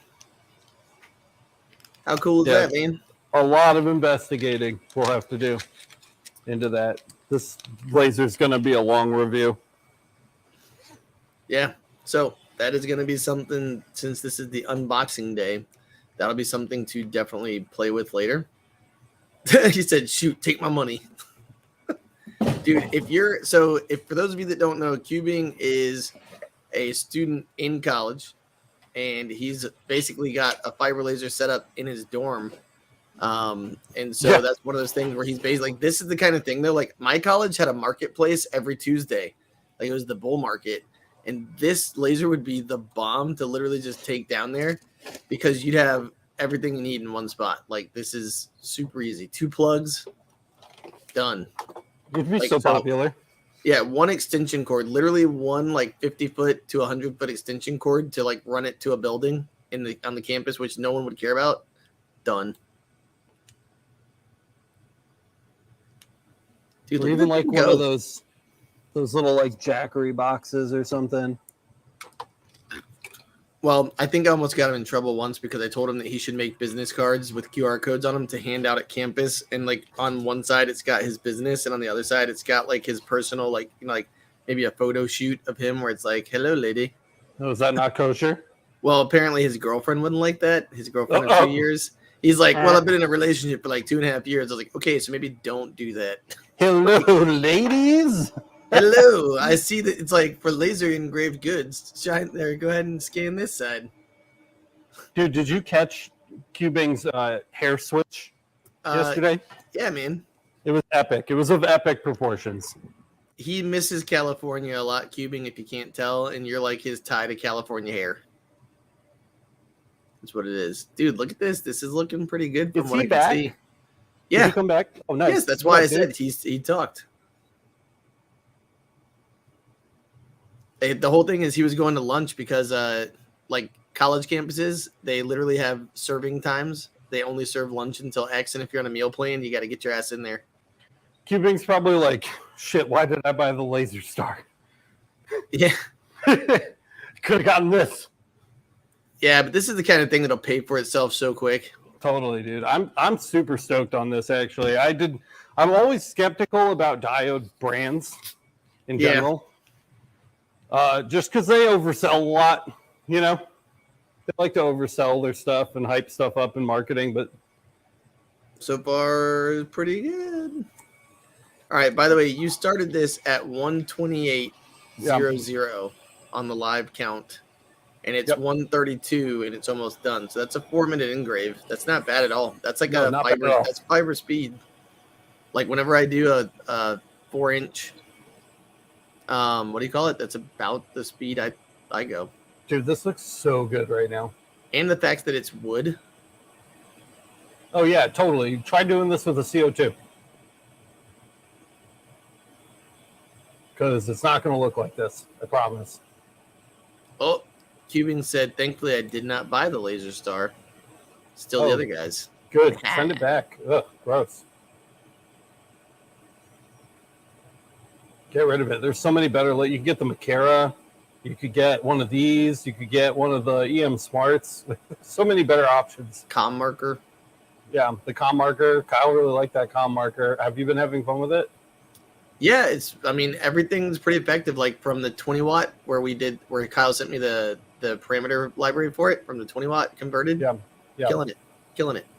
We need to get them on the marketplace. We need to send them an email. All right, so we're at 5 minutes right now for a 4-inch engrave. Boom. 5 minutes, 10 seconds. Sick. Not bad. Let's see what we got. By the way, this time we did go against the grain. Beautiful, dude. It's gorgeous. Yeah, for that to happen right in front of somebody's eyes and for them to walk away with that. We're losing a little bit of the shadow detail over here. I think the DPI is just a touch high. I have a great idea, by the way. A little bit. I have a great idea for a product that you could do for people. Like at IKEA, they have like $2 frames where they've got like particle board that comes inside of it. Mm-hmm. And you could literally just engrave the particle board inside of that like you just did, put it into the frame, close it, and you just did a framed picture for somebody in 5 minutes. Yep. And you could sell the crap out of that. Just let me zoom out so you guys can see me for a second. Just so you know, if you want to support the channel, there is a link to the F1 down in the description if it's something you're interested in checking out. So far, I'm stoked on it. We have not reviewed it. It has not received an official score. There could be something totally bizarre and messed up about this, but so far, I think I can say we've been really enjoying our experience. I think that's fair, Matt. Oh yeah, and Yeah. one thing too, real It quick. helps support the channel. Well, and for those people who always are asking, like, where are the links to things? So like somebody just asked about how much is the price of this. The base unit is $1,600, and basically what we looked at is the link is right here, so you guys can see. Right, so masters lasereverything.net. So this is where you can go and support the channel for all the stuff that we do. It helps pay for me and Kyle to be able to like help him out and get everything going all the time. Yeah, it And keeps keep you guys all the- employed. Let's call it what it is. It keeps you That's what I'm employed. saying. It keeps the They- various platforms running. Yeah, I don't want to undersell it. The LMA members are feeding Matt's kids right Yep, now, literally. and mine, and Kyle's girlfriend, and his cat. So it's really important. And so the xTool F1, if you wanted to look at that, that's right here. So this is all of the machine and the tools from the video. So literally the package that he just got that included the air purifier and all of that thing. The only thing that I think you have over there is the RA2 Pro that didn't come in the package, right? Yes, that's So right. that's from I his got the xTool yep G1. D1, which the unboxing link is right there from the previous video he did for that. And then finally, you've got the Discord server, which we had a couple of people join Discord. If you've got questions about anything laser related, that is the place to go to get immediate responses where it's free. It's all completely free.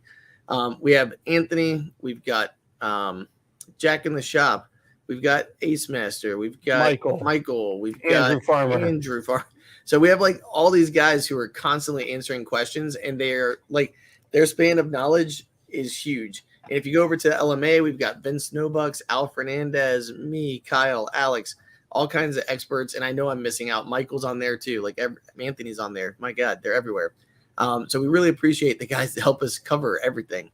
So there's a lot of people, lots of knowledge. Definitely go take a look. Yeah, so that's it. So I just wanted to let you guys know all of those links are right here. Everything you can do to help support the channel and keep it going is right there. And there you go. All right, so we'll head back over to the show. Yep, so I'm looking at the 2-watt infrared laser settings on xTool's website for a bitmap engrave on a black metal name card. They're saying 60% power, 1 pass, 750 DPI. So let's just do these kind of as we're talking through them. So I'm going to stop framing. Let's select our image. So they're saying dot duration 220. Is that right? Or 150. My bad. 150 power. Oh, this is really hard to keep track of where I am. Okay, 60 BPI, 750, dude. I'm gonna go. They've been overestimating a little bit. I'm going to 700. They're recommending Jarvis, and obviously we're going to invert. So we're already at Jarvis, and let's go ahead and invert this image here. Now, I do have a problem with this, which is that if you guys can see my screen, it's going to mark all of this white space when we invert it. So it looks like this, and that's not ideal. We don't want that. Do I still have this open in Photoshop? I don't. That would be too easy. We really want this to be transparent, and we should be able to just have it ignore the white. Can I pull this back a little bit? Will this do anything for us? Because this is kind of like our gamma adjustment here, but it doesn't seem to be affecting the white layer directly. And I don't think we have a setting for that. So Foiled is saying go to the edit image and use the wand. Edit image. We will do that for now, but in the future, I would bring transparent images in if you're gonna do something like this. Edit image. Where is he seeing that? There's so many things on here. Edit image. Is it a right-click thing? No. Do you see it, Matt? Am I blind? I'm looking, but it's weird looking through the computer at the computer. I'm sharing my screen, bro. Yeah, I know. That's what I'm saying. I can't read it because I'm blind and old. I'll be 40 on Saturday. I'm old. I'm looking. Oh, It edit says image. under invert. I got Oh, it. Yeah, I got it. All right. So yeah, we're just blind. That's fair. Use the wand. Oh, okay. Avada Kedavra. It does it. It's technically doing it. Okay, it's not Underneath the leg pit there. Yeah, it's not going.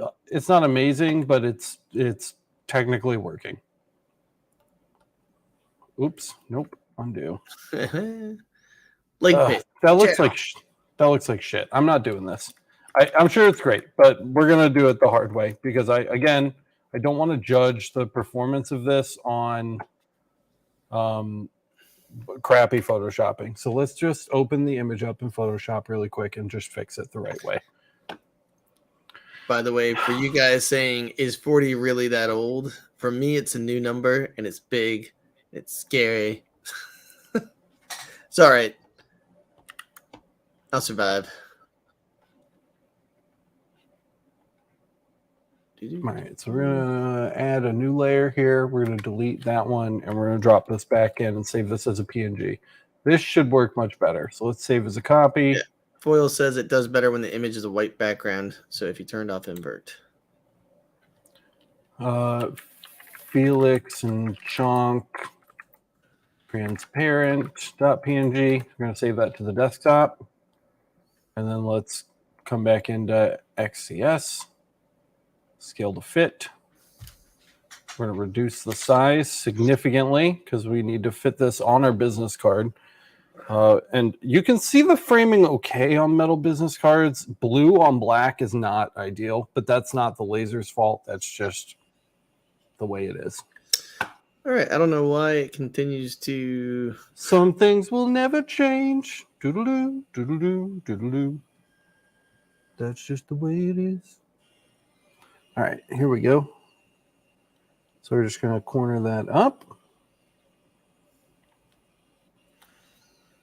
And this would be great for that little 90-degree thing too, because then you can just swap these in and out, as needed. Right. It's not really our use case right now, but it's nice. All right, so we're going to process this. Framing, we're going to put you on the front action here. This is scary. I don't love this because I don't particularly want or necessarily trust this shield on, like, I guess we'll go back to the ugly side. That's the only way you guys are going to be able to see this. I don't necessarily trust the shield to block IR, but here we are. We'll see how it does. Can we frame this again from the preview window? No, that's a little annoying. Frame. Good. We moved a little, but not a lot. We'll stop. And again, I'm sorry I keep doing this, guys. I'm just trying to look around the F1 at my monitor. Oh, good. We're having a discussion of mortality in the chat. Yikes. Okay. What's going on here? Oh, we didn't invert our image. That would have been bad. All right, we got that inverted. Nor did it save our settings. So I'm going to put my settings back in too. So let me pull those back up. xTool F1, metal. Let's see. Their settings have been pretty good so far. So we've got Jarvis, power, 60, dot duration, 150. EPI 700. We're going a little lower than they're recommending. And we're switching to IR here, guys. And we're going to process it. Oh my goodness. There it goes. Wow, that looks dark, but okay. All right, you ready, man? Switching you over. Yep. Okay, we're getting ready. And mark.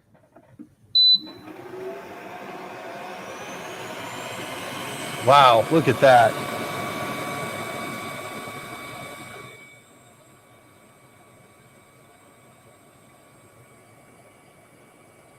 I'm really happy with how effective that shield is because, like, I could see the laser going, can't see the image, but, like, it's really blocking a lot of the light. Yeah. And you got your face right next to it with no extra. I mean, I'm curious. Like, oh, it'll make it stop. It'll probably stop the laser. Oh no, it didn't. It didn't. It did mess up our image though, because it's shook. These internals up here are not very shock resistant. Like they're not independent. They're just really light. So if you touch it while it's running, I'll get out of the way for you guys. If you touch it while it's running, you're gonna have an issue, which is something I learned, and you guys will see that in the final image when it completes. There's like a big skip right in the middle of Felix's face. Again, not the laser's fault. That's just because I had to mess with it while I was testing. Well, you can always flip it over and try again. Yeah. Now, is that anodized or is it paint covered? It is probably paint covered. I'm pretty sure it's like a really bad paint. Yeah. But we do have some nicely painted ones. I don't know if I have any anodized ones. We do have nicer cards though. These are the ones that came with the unit. By the way, after this card, I'm probably going to have to go because I didn't know this was happening today. I got to make you happy, and I got to make my wife happy. It's all right, dude. You didn't need to be here at all. I could have ran this. It would have been okay. We're going to the YMCA to go swimming. What? No.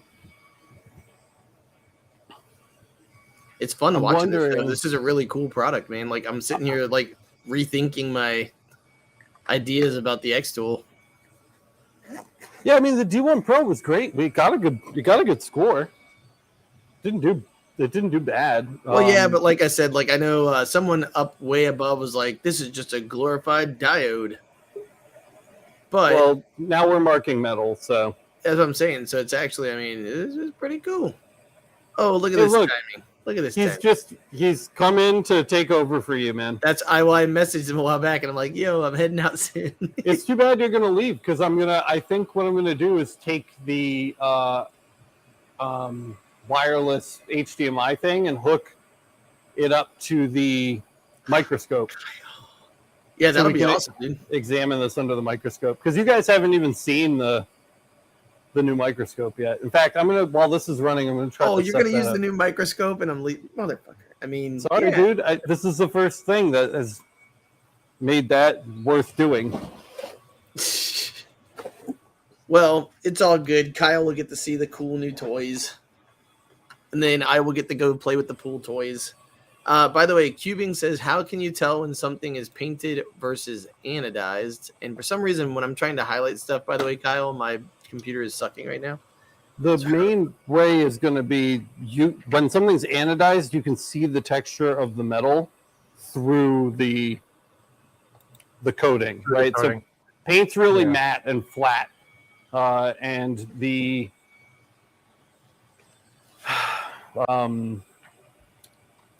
anodizing is not. You can definitely tell. Yeah, and Joshua Cox chimed in that basically anodized coating has like a little transparency to it. Paints are usually completely opaque. Yep, also true. And another thing too that you'll usually see is like the sides of cards. When they're anodized, the sides of cards, like the actual height of the card, usually gets that treatment as well. Yep. I was gonna say, yeah, because when they're painted, they're they're put through a double-sided roller and then punched, or vice versa. Yeah, like they're raw. And usually the painting process doesn't allow for the edge of the card to get covered very well. And then you have powder coated, which is a completely different thing on top of everything else. By the way, another big chat question is, since I'm going to the YMCA, should I be the fireman, the construction worker, or the leather biker dude? Obviously, the leather biker is the only answer. I mean, in Florida, it's got to be chafing. It's just lots of powder. Well, it's like you get the assless all the straps. Yeah. Oh. You got to go assless. Okay. And I'm done. All right. You guys are about to see a new microscope for the first time ever. Oh, hurry up. Hurry up, card. No, it's going to take too long. I'll get in too much trouble from the way. All right, I'm leaving.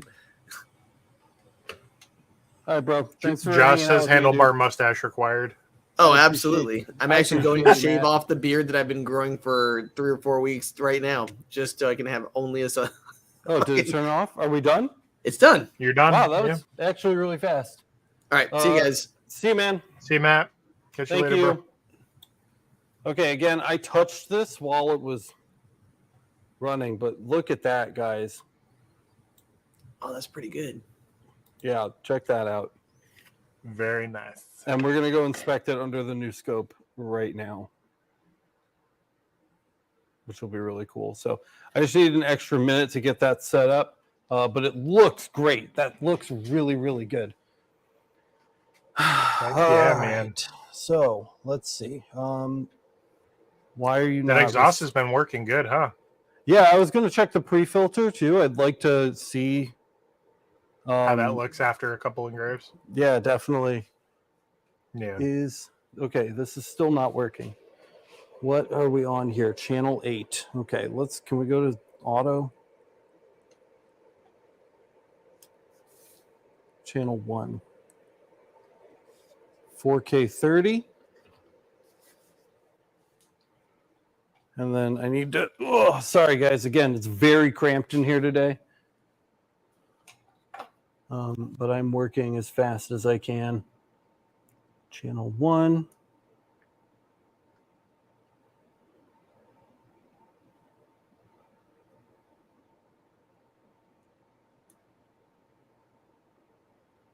Oh, I think I have to put antennas on this. Sorry, it's just going to be an extra minute. What do you, you've been watching for a good chunk of the stream, right, Kyle? Yeah. What have you thought so far? You have any initial impressions? I'm really impressed. I actually really like the whole like drop out bottom to get like a pass through kind of situation. Yeah, because definitely. I feel like that's kind of giving you a better safety factor with the shield. So you're not relying on it making a seal against whatever you're engraving. Mm-hmm. If it's bigger than the shell, I guess you could say. Right. So I really appreciate that so far. The other factor too is that automatic exhaust is really nice. So it's not just blasting all the time if you're just sitting there idle messing with a design. Right. Then you can, set it down, get it started, and you don't have to remember to click it on every time. It does it through like the pass-through logic it has. Mm-hmm. And that is really fancy. I really appreciate that as well. Does it keep running for like a couple seconds after it's done, or does it immediately turn off? It seems pretty sharp. It seems to instant. to stop on a dime, which is okay. Yeah, I mean, it's going to get 90% of it anyway. Then, yeah. All right, you guys are looking at the brand new microscope. This thing is so ridiculously powerful, and you're about to see. I'm still practicing with it a little bit, but I will do my best to be swift. Also, I can't see it because you can, so it's not hooked up to my monitor, which is not ideal. I need to find my little HDMI splitter. But we should be able to see something fairly quickly here. So let's see, this zooms in. Ooh, yeah. Ooh. Nice. So we can tell just right off the bat, if you guys are Laser Everything fans and you watch the channel, you're going to notice right away our DPI is a little high. So here, this is max zoom, just in case you're curious. So we'll find Felix's eye here. There it is. So you're looking at the eyeball right now. Gentle, gentle. So you can definitely see overlap there, right? That's not just me. So I think we should reduce our DPI a little bit and we can get this even cleaner. And as we zoom out, you can actually start to see the image, which is just like unreal. I love this microscope. It's so good. and we can move around the image here. So unfortunately, Felix's face kind of bit it because, again, I opened it while it was running. Are you seeing this, man? Yeah, that's friggin' beautiful. Yeah, that's incredible. Just the detail there. There's Ollie. There he is. Just kind of hanging out, doing his thing. Really sharp. You guys are only getting 1080p right now, but the camera that I have on here is a 4K camera. So if we ever wanted to record anything, we certainly could do that, and we would get 4K resolution on this as well. I gotta ask, do you have the dot ruler there at the shop? That is a great question, and I will have to take a look because it's been a minute since we've tried to use that, huh? Yeah, it's been. I think the last time we messed with that was like December. Yeah. Look at those dots. So definitely, right, definitely some overlap we're seeing for sure. Yeah. So we need to loosen up that DPI. So it's not quite 700, but it's good. It's great. It's over 6 for sure. Yes, I do, Kyle. Sweet. I got it right here. What does chat well, think of the scope? Have we gotten any comments on the scope? I'm gonna read down from the top. We got a couple things. So, okay, cool. Cuban says, do you know if I can buy plastic blades for the AC Infinity? I don't believe they sell those parts individually, unfortunately. So if you sent something through the fan and shattered the blades, oof, rip. There was does that fit a 4-inch square or round like slate fit inside easily? Yes. I believe the dropout is enough to fit that. And George confirmed, yes, 4-inch slate fits fine. Perfect. And he says he's engraving some 4-inch rounds now on his F1. Awesome. F1 looks crazy good. Craft show laser. Yep. That was exactly where mine was going with that. My mind. Cuban wants to know what a dot ruler is.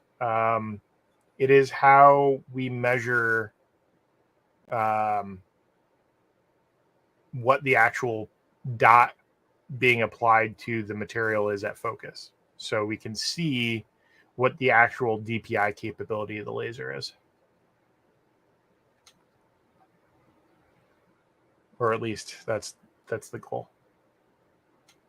Vince says scope looks good. I'm going to have to turn it over, but look at that, Kyle. That's super clear. I like that. It's way better than the digital microscopes for sure. Yeah.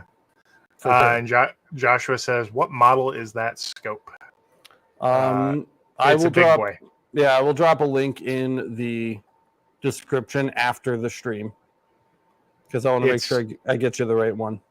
Yeah, it's one of the scopes that has a wait time to get. I did a lot of research before I made this purchase, and I got a very, very specific one for this very specific use. So I want to make sure that I recommend the right thing. This is not a lighthearted purchase. It's quite expensive. So I will get the link and throw it in the description once the stream ends for you, if you're seriously interested. Okay, here we go. I think flipping the glass upside down, it's better. It's not great, bro. But I'm doing what I can. You can just barely make out the lines at least, which is the big problem here is that the depth of field is so narrow. The distance between the marks on the glass and the marks on the metal are giving you focal issues. Yeah. Crazy tight focal range. Oop, I heard a click. Did your mic die?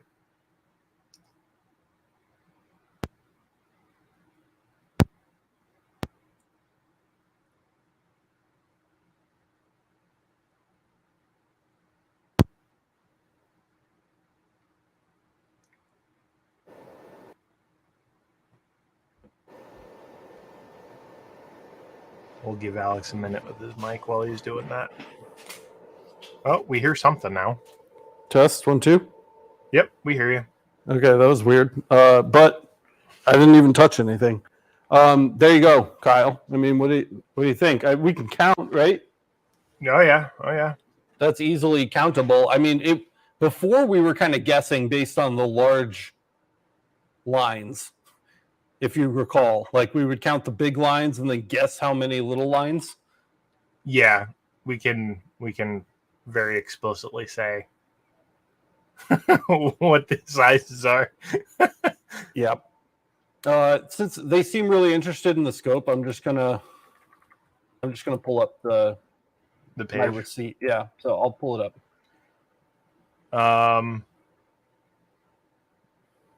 Joshua says, I've had success running 600 DPI photos with the F1. Would like to know what the optimal DPI would be. Very close Yeah. to 700, at least Yeah, on business cards. We're really yeah. close. So when you go over the DPI target, like actually over the beam size that you're getting physically from the laser, you're getting like overrun or bleed over from line to line because of the overlap, because it's just smushing extra lines in to draw out the picture. And as you back down, you're going to get less bleed over, which means you're going to get more detail per line because it's not washing out from line to line. Yeah. So that's going to be good to see. Joshua also says, I saw your live stream on that one with the screen. I was considering purchasing that one. This is a different one. So those are really good for doing your fine tuning, taking a look and seeing what's happening at the surface to see like what the ablation looks like. And you can see the different micro changes between marks and stuff. This one's like NASA of microscopes, essentially, for us. Yep. Not typical for most average users, I would say. Directed said it was over $2,000, right? It was close, if not over. Yeah. I don't remember the cost. Jack says, I think I'm good with my $20 scope. Yeah, man. Me too. Most people will be. This is for this microscope is for content creation. That's what it's for, literally creating content for you guys to consume in HD. It's not for day-to-day use, and I wouldn't recommend it for day-to-day use. But if you're curious, I'm throwing the link in chat along with the fiber optic light that we're using in order to get this great lighting that we have here. And the stock camera that it comes with is not the camera that I'm using. I bought a separate 4K camera module that I had to adapt to work with this. But it works really well, again, for my use, which is not your use. So your use is going to be certainly separate. But very, very good scope. Very, very good scope for sure. If you're curious and you want to take a closer look, I went ahead and tossed the link there. Kyle, maybe if you get a second while I'm switching over here, you can drop that in the description, since that's not the last time we're going to get asked that question. I will for sure. So with that too, again, for educational purposes, it makes it easier to show and teach and consume. $20 to $40, $20 to $60 scope is going to be good enough for, tuning and whatever other general needs. Yeah, absolutely. You certainly do not need this microscope. I think I spent like $34 on mine. Yeah. And it gets the job done. We have a microscope review on the channel. I highly recommend watching that has actual affordable scopes that are good enough for what you're very likely going to be using them for. So rather than overspending on a microscope, I highly recommend checking out that video and purchasing one of those, because we tested those and they work great. The nice thing too is the ones with the 4.3 to 7-inch range screens, the prices on those have come down too. Yeah. So your typical non-screened one that you had to rely on the computer to actually see through the USB, those prices haven't changed. Those are still in like the $20 to $25, $28 range. And they're not going to get any cheaper. That's no, that's like just the is cost what of it parts is. just about. Yeah. The screen cost seems to have come down, I guess, because I like I said, I have a 4.3-inch screen on mine, so I can be across the room and nowhere near my computer to see what I'm doing with it. Yeah. And it was like $33, I think. Well, that's another reason why I got this one, because I have this is hooked up to a like an actual computer monitor, this scope too. Eventually I'll get an HDMI splitter so I can run it to the computer and to the screen at the same time so I can see what I'm doing. But I did want to show you guys really quick because I know you were curious about this. I'm going to switch back over to this camera over here for a second and show you the pre-filter. So with what we've run so far, which is really not much at all, it's just the tiniest bit brown, but very, very slightly. This filter's got hours and hours and hours of use left in it before it needs to be switched to one of the other ones. So happy with that so far as well.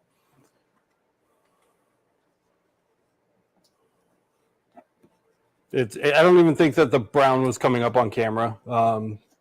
It's just ever so slightly, just like a little bit of a tinge of color to it. But that does seem to be working well. So yeah, so there's that. Now I think as just a final test before we close out today, I'd really like to try to actually mark a piece of metal, not remove the paint off of something, you know? I want to like actually try to pull the metal from it. One last look here, guys, at just the magnified image there. There you go. Really clean. Really, really impressive. Super nice. Very happy with how this came out for sure. Again, that mark there is just because we did open the case while we were marking this, so I don't recommend that. Don't touch it while it's running, but it does look very good.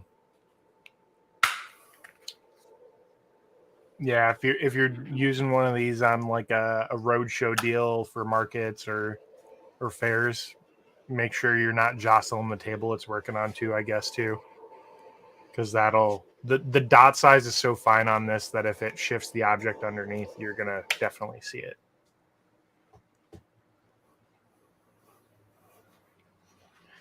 And I'm just switching us back to our overhead camera really quick. Cuban wants to know how we got that ruler thing. Amazon, my dude. I'm pretty sure that it is linked in the buying guide if you're willing to read through all of the text links that we have posted on the temp one. Kyle knows it's definitely one of my near-term goals to get the buying guide cleaned up and finished. So that's something I'll be looking to do really soon. But work in progress. Yeah, I believe it is in those links. So if you're curious and you really want one, you can go dig through that list. I'm sure it's on there. Fair warning, they're very easy to break because they are just thin glass with markings on them. Yeah, they come in like a styrofoam container that is like a permanent case for them. Metal. Let's see. What do I have for metal? Let me dig through here. We have those, just the stainless steel like business cards. That would be pretty good, right? Yeah, dude. I want to see how this does with just plain old metal marking, not coating removal. Yeah, agreed. Vince says, do a slate coaster. That'll change with the... I'm assuming he's referring back to what the filter looks like.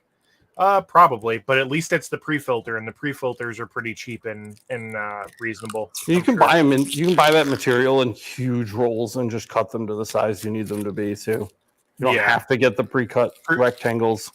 Pre-filter material is literally just to save the life of the main filter.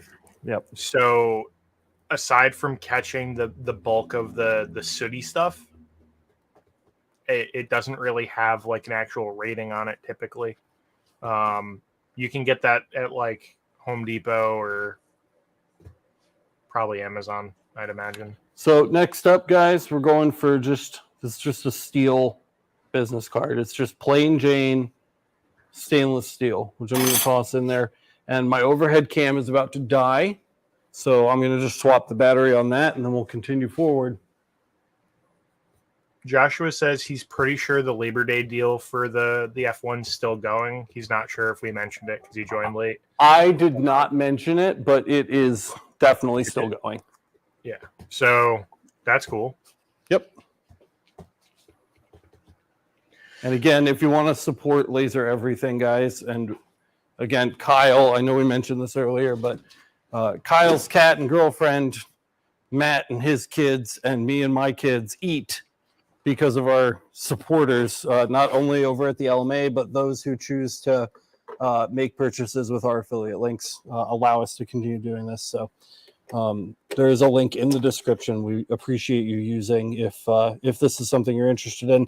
I don't feel like I get this excited about stuff very often, so hopefully the authenticity and genuine excitement about this is coming through. I really hope so anyway, because this isn't just an advertising thing. I think this laser is something super cool, and I've been super stoked to open it, and I'm really excited to share it with you guys.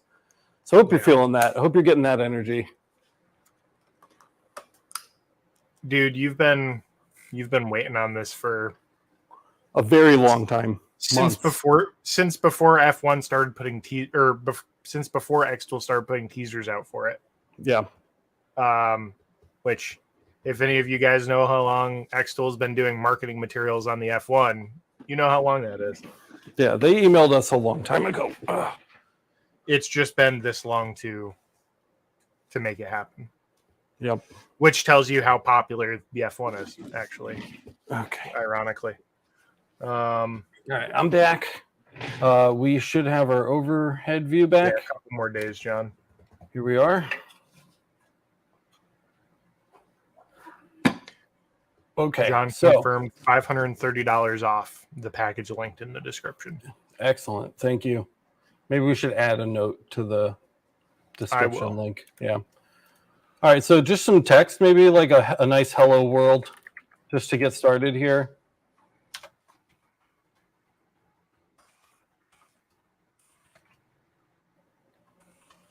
Does this see my Adobe fonts? Probably not, but maybe. F, A, B, C, D, E, F, G, F, F, F. No, it does not. That was a nice thought, though.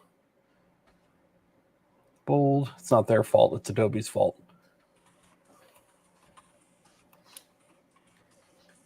You guys probably want to see what I'm doing here, so I'm just drafting up a quick little text dealio. I'm still getting used to the interface here, but we're going to go for engrave. We're going to output our text for sure. We're going IR. And I'm betting this is going to be a really heavy setting. Let me pull Matt's message back up where he included the material settings link. Here it is. This is what the page looks like. I don't think I've shown this to you guys yet. Under metal, stainless steel tag, vector engrave, power, speed, pass. Power 100, speed 40, one pass. Why is it passes? Why is it speed now instead of... I don't like how they handle photo engraving. I don't like that, but okay. So 140. If it helps at all, Joshua is saying, in his experience, he's had to go 3 millimeters a second or less if you want to leave a real deep mark or a dark mark on metal rather than just change the color. Okay, good to know. Yeah. I'm kind of interested to see what kind of like a nice anneal mark it'll do. Yeah, I want to... first thing I'm going to do is just their recommended settings because I'm curious. Also, we use DPI for photos, but now we're using lines per centimeter for our resolution here, and it takes us back to like we can't type in a number anymore, which sucks. I really liked that we could set the resolution when we were doing a raster engrave, and Yeah. now we're kind of locked down again. But that's okay. There are, let's see. It'd be nice if there was like a advanced, like version, like you could slider it, kind of like you have in Lightburn with the extra options you see, just to be able to like have full control over all of the fields. Yeah. Joshua wants to know if we have any plans to get the P2 in, which is their CO2. I haven't talked to them about it, but I would take it if they offered it to me. I think that would be super chill to play with as well. We'll see. I think they are curious as to whether or not I was even going to follow up with a video about this unit. So perhaps after they see this, we might be able to get the P2 in, because I think the P2 is cool too. So I'd love to check that out. That would be the first of the hyper portable low end like CO2 lasers that we would have in, because we have no Quickie Cloud. We have no what are the OhmTech Polar. We haven't gotten any of that kind of stuff. Yeah, which those kind of seem like they're based on the same machine. At least the P2 kind of feels and looks, I can't say feels, looks more xTool and unique compared to those. But same footprint in terms of like sizing, which is nice.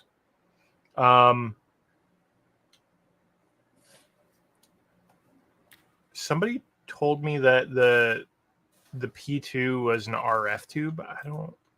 I think they all are. I think all of those portable ones are, right? I don't know. I'm not seeing anything in the documentation. I'm looking through it now. I think they are. Just is a 55 watt. Let me see. All right, guys, I'm going for the frame here. Oh, Miranda hears the neighbors.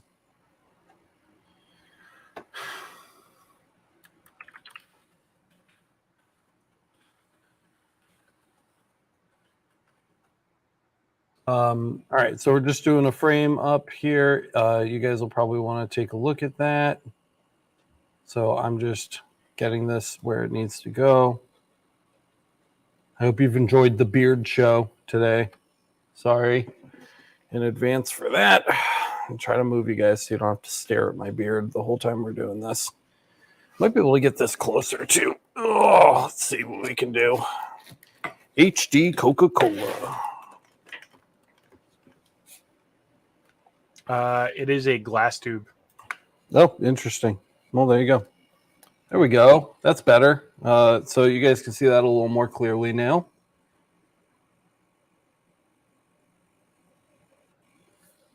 And I think that's good. So just so we're all clear on the settings that we're going for here, these are the manufacturer recommended settings. So 100 power, 40 speed, 1 pass.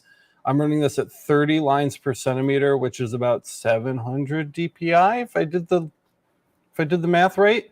And we are going for a bidirectional engrave, and we're just doing some basic text here. We're going for a hello world. So here are those settings over here, and we're going for just the hello world, just to see what this thing can do to raw metal. I think my headphones just died. Stay with me. Stay with me. Test. Yep, I got you. All right, cool. So let's give this a run. Let's see what this does. We're going to hit process and start.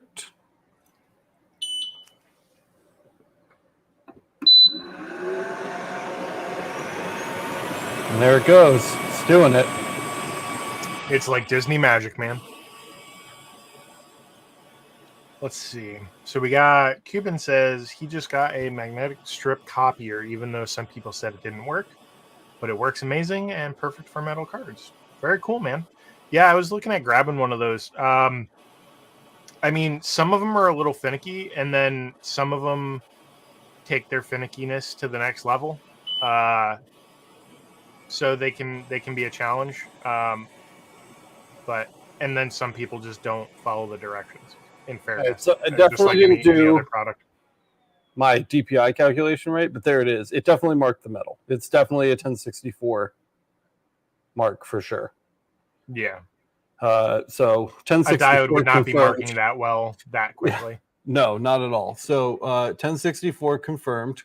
We're going to turn this resolution way up. I don't understand because I'm just an idiot and I'm bad at math. I don't understand the centimeter to, oh, that was millimeters. I was thinking centimeters. So 2.5 2.54 centimeters to inch, right? I was doing millimeter math Yes. because I'm Yes. stupid. So No, you're 100 fine. times 2.54 would be 254 DPI. So we can go even higher than that. So like 150 times 2.54, 381. That sounds better. Maybe even higher. I mean, like with something like Crank it up. Yeah. with something like a real fiber, we'd be in like the 0.025 would be like 1,000 DPI, right? So what other options do we have? 180, 200? What would that give us? 200 times 2.54 is 508. We're really going to crank this bad boy up. Let's go hard. 300. We're not even going to be able to hit it. 300 times 2.54, 762. So that's our max. I'm just going to max it out. We're going to sit right at 300. I am going to take the advice that we received. I'm going to lower this a little bit. So we're going to come down now to 20 millimeters per second. And let's give this a frame. I keep forgetting to switch my screen. Sorry, guys. Here are the settings we're at right now. So I'm going to take responsibility for that one. 100 power, 20 speed, 1 pass, 300 centimeters per 300 lines per centimeter, which is about 760 DPI. So with all of that done, we can, well, I didn't line this up yet. So let's get that lined up. This should get nice and hot. We'll stop framing. We're going to process, shut the lid, and start the job. Here we go. I switched you. Thank you. Jack says "Hello World" never looks so good, by the way. Yeah, well, hopefully it's about to look better. We'll see. Cuban says the reader was like $90. That's not bad, man. That's about on par. I've seen crazier ones at like the $200 price point that work like garbage for most people. So it just seems like getting a good brand is more important than the cost when it comes to that kind of stuff. It was really funny when Matt said that he thought this was going to take an hour. Well, I think Matt was basing that off of like a diode gantry kind of time frame, right? Nothing like big D energy of having a metal card clank on the table when you're paying. Yep. I want to know more about how people are transferring the like EMV chips. Yeah, like the RFID and the insert chip. People are doing it. Oh yeah. Well, apparently you can pull those out as like a cluster and glue it into the new card. Right, and like it's a module resting in the card. Yeah, and there are card blanks that have a space for them to go into.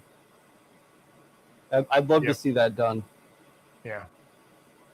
Cuban says it's really easy. Wow. Maybe I'll have to dig into that. Maybe we can do an episode on that at some point. The only thing I'm concerned about doing it for business purposes, like as an individual doing card copies for people, is I would be concerned somebody would come back claiming like their card number got stolen from me if they ever had a problem like months down the road, if anybody ever got their banking info. That's less than ideal. Yeah, like that would be my concern, because that puts like extra liability on you.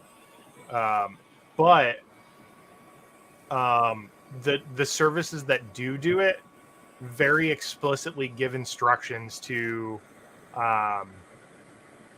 deactivate the card. Like, you know how like you can go into like the Capital One app or the American Express app and actually disable the card when you don't have it with you. They very explicitly say to do that in the instructions before mailing or passing the card off to whoever's doing the copying. as like a factor. Now, that's not going to stop somebody from writing that information down off the card, but so when it is reactivated for later use, but it stops people from actively using it while it's not in their hand, I guess. But yeah, that's the only thing stopping me from doing it for people I don't personally know. I would be willing to pay that just to change all my cards over to metal cards, though. It would be cool. It would certainly be cool. I would love to see it done. Cubing said that he would throw up a video on it. I encourage you to do that, man. That would be really cool to see. That'd be awesome to see. Yeah. Definitely could teach us something there on that. Yeah. It's been 2.5 hours, and that's about as long as my bladder can last with all this Coke in it. So I'm going to leave the audience to you for a minute while this runs, and I will be back in a second. Yeah, we're just hanging out. Jack saw a video on it. Still scared to do mine. I mean, worst case scenario, if you completely mangle your card while doing it, usually credit card companies will send you a free replacement. Just tell them it got damaged. Which it did. You're not lying.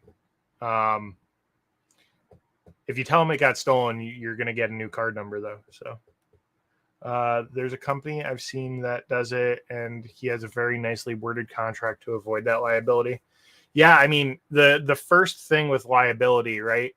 You want to have very clear and concise instructions, and you want to have like a really good contract with really good expectations laid out, and like a privacy policy kind of thing. And obviously, while those types of things are in your hands, in your care, keeping them, locked up and away from prying eyes kind of thing.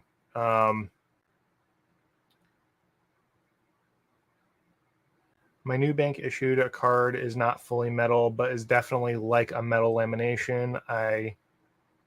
It thunks when placed on the counter. Yeah, some of the newer cards that are like mid-grade and higher, sometimes they'll offer it's like a plastic. It very much reminds me of like laminated MDF. It's got like a thick foil on the front and back, almost like a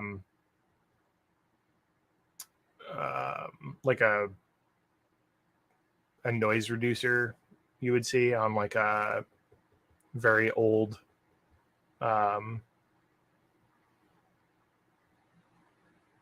motherboard or something. I use Brilliance marking spray with the diode for marking bare metal on the F1. Personally, saves a lot of time. Yeah, I bet it does. That's the nice thing about Brilliance is all you have to do is heat it to activate it, so you don't have to rely on digging into the surface at all. Shout out to Brilliance. They just signed up for the marketplace, so they we should be selling Brilliance laser inks very soon. Over at market.makerremix.com. If you guys haven't already been there, make sure you go check it out. We have a lot of vendors already.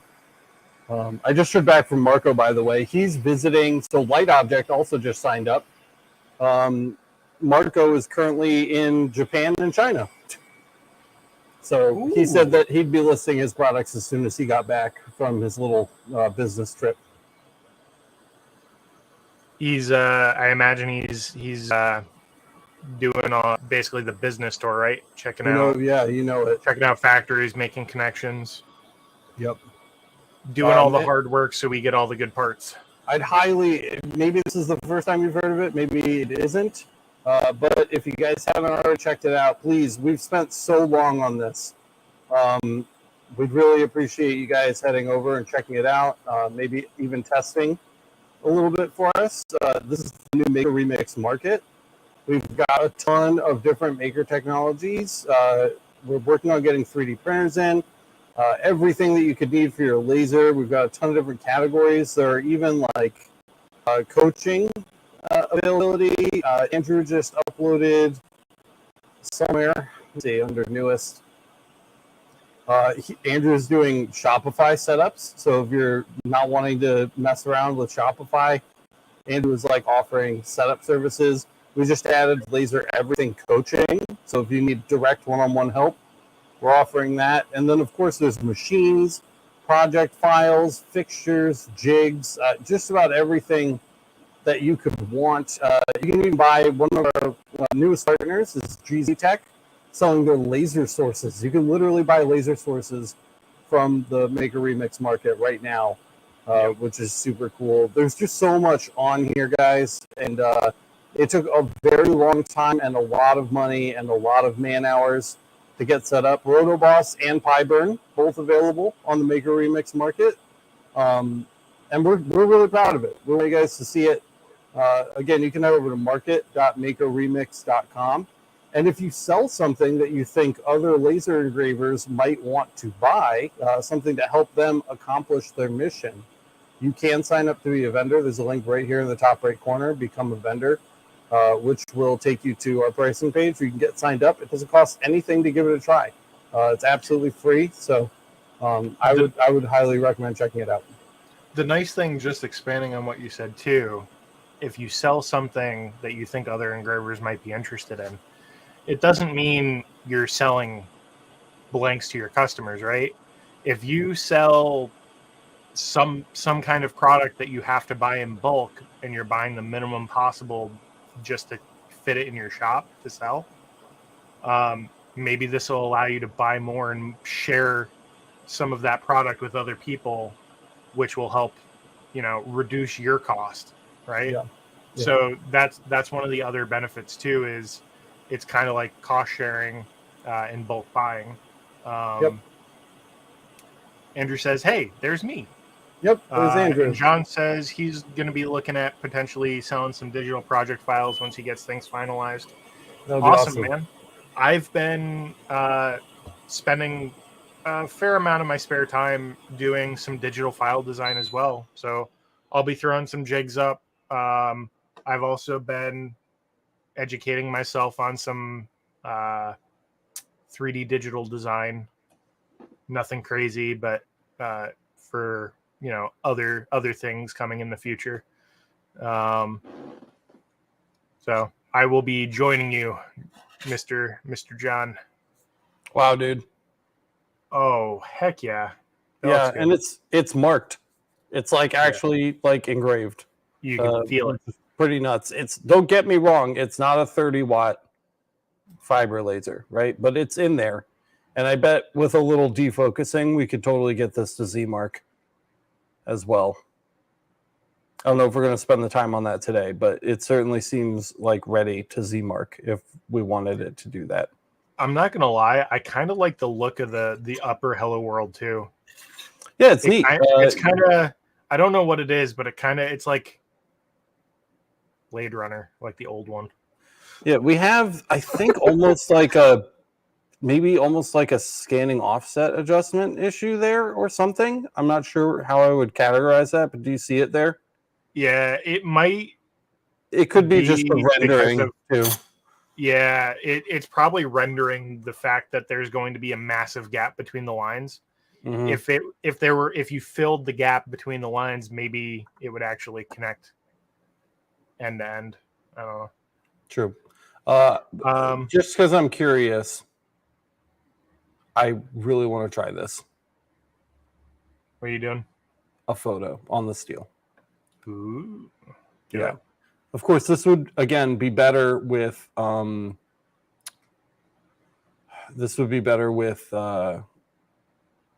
a Z mark.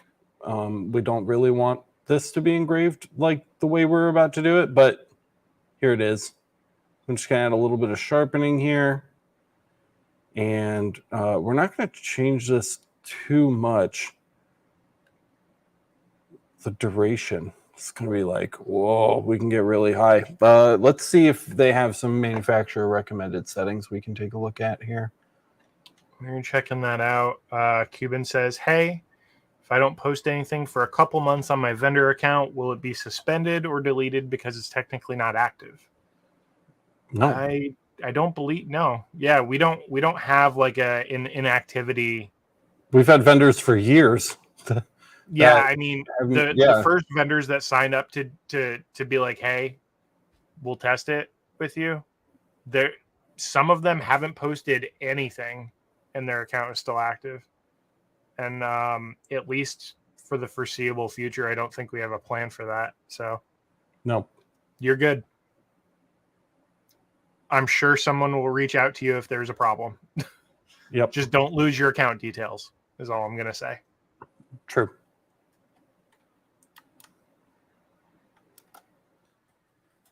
I can't remember what columns these are. Dot duration, bitmap mode. DPI dot duration, bitmap mode. Dot duration, bitmap mode. So 150. Al's back from Home Depot. Did he miss anything? You missed all the stuff, man. It was so much fun. We did some stainless steel direct marking on like an actual stainless steel card, no coating. Mhm. Very cool. And we did prior to that was we messed with the ultra NASA microscope of microscopes. We did. That was a good time. And Vince says you missed him at Home Depot. Very true. Very true. And now we're doing a photo on stainless. I can't imagine these settings are going to do well, but we're going to try it. This is what they're recommending for stainless steel. Much too big. Let's take this down. I don't know what you guys are looking at right now. Here we go.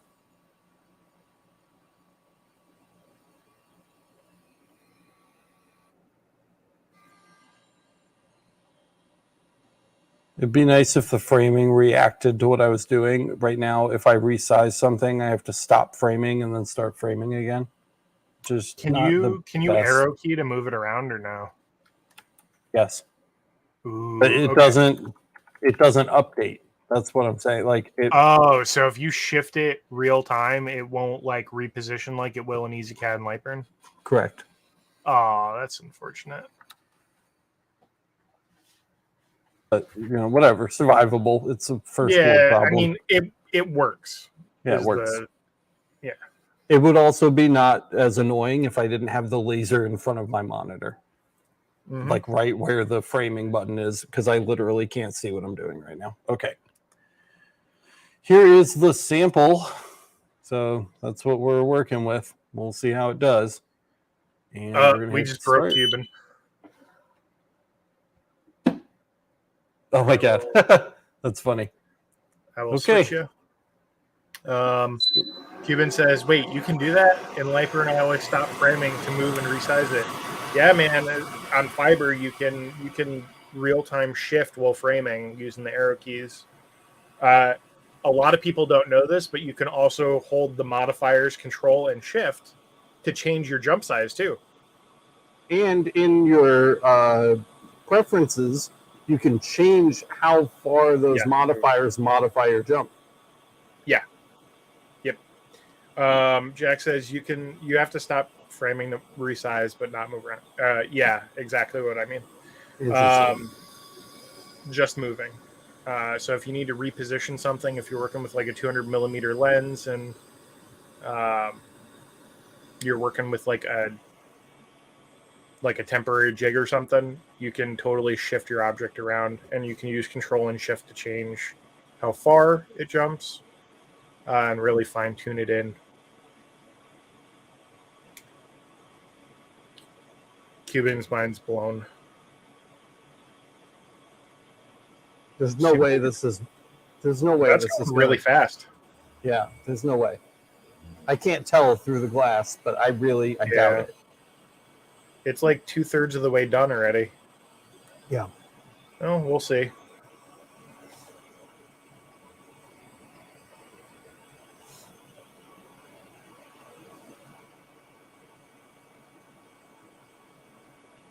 Yeah. It's a good point, Jack. I did a bad job clarifying that before you mentioned that, so I appreciate that. What Alex? Sorry. I said I'm so mad about this. I guess that was from unpackaging, right? There was a sticker Yeah, there. there's a giant sticker, which was really helpful information that told you what all the blinking lights meant and stuff. But instead of using like a decal sticker, they use like a sticker. So now off camera, I'm going to have to like get all that Even off. like hot glue would have been better to stick it there. Yeah, Just so like what the hell? All right, let's look at this. Not getting my hopes up. It literally did almost nothing. There's like a shadow there. I mean, it looks good. I don't want to move it because I want to run it again. I can't run it again because I opened the thing and it definitely moved. I mean, it's there. Like as right, I'm manual focus. Sorry. It's there, but like as barely there as it could possibly be. Yeah. Maybe on something a little more matte and less brushed or polished, it might pop a little bit more. But well, I think it's pretty toned down. If we just slow it down, it should be fine. And I like the other thing is like the laser everything method is to like steel like white finish this and then lay your bitmap over the top, you know, to get those like the really good contrast. And I don't know how to do steel white finish on this. So I'm not sure if or how that will work out. This is going to take some experimenting for sure, but for now, we're just going to try again a little bit slower to see if we can get some darker pixels out of it. Joshua says, I can send you a photo of my sticker, and also higher power would have helped also. Yeah, we're definitely going to turn it up. Well, I wanted to start at the manufacturer recommended just to see where it would land us. But we're definitely going to make some changes to our settings here. So I'm going to bump my dot duration up to 650. That's a big increase. And our power, we're moving up to 100%. DPI looks pretty good. We'll have to look under the scope, but we should be pretty solid right around 450. And Jarvis, bidirectional, that all looks good. I've already framed, so we can go ahead and process this and get it going.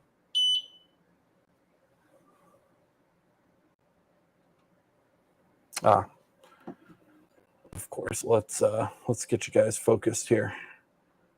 It's a little grainy. I wonder where my camera settings are at. Honestly, I don't really know. I'm just kind of guessing. Hold on. Let me go see if I can adjust my camera settings. I want to get Jessica a little bit better footage to work with here. ISO seems way too high. Let's turn that down.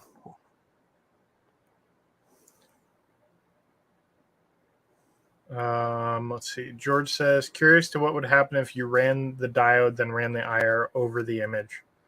Well, a diode doesn't generally eat into metal like a normal 455 diode.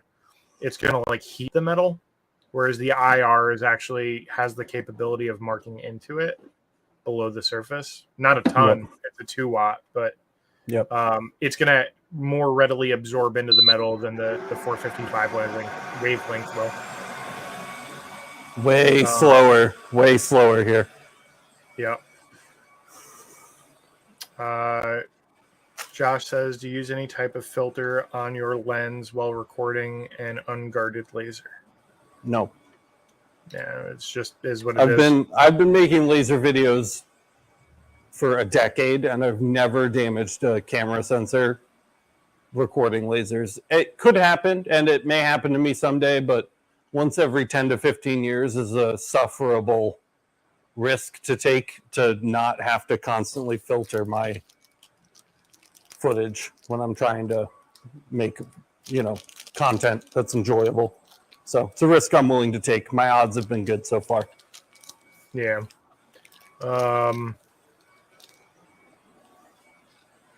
I've gotten pretty close up with the macro lens too, doing some deep engraving, and it hasn't been a problem for me either. Mm-hmm. But maybe we're lucky.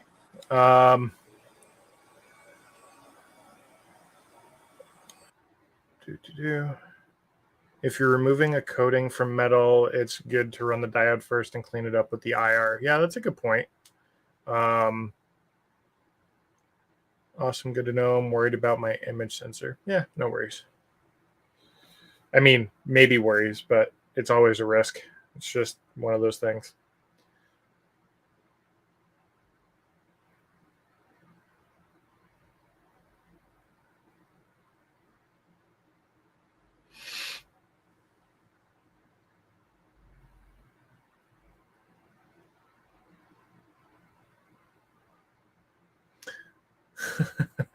Anthony says if anything's going to blow out a sensor, it'd probably be the titanium engraving. Yeah, if you do some really heavy duty titanium engraving, high power, those sparks. It's more about the beam getting reflected off the material, so it'd probably be copper. But titanium is it would potentially damage the lens, I guess. I muted myself so I can scarf a candy bar real quick because I'm starving, so I'll be back in a second. Enjoy, dude. Got to get that blood sugar up.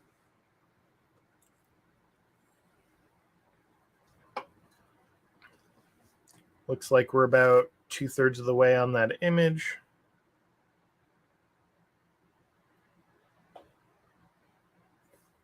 I have a little fruit fly flying in between my glasses and my eyeballs. That's fun.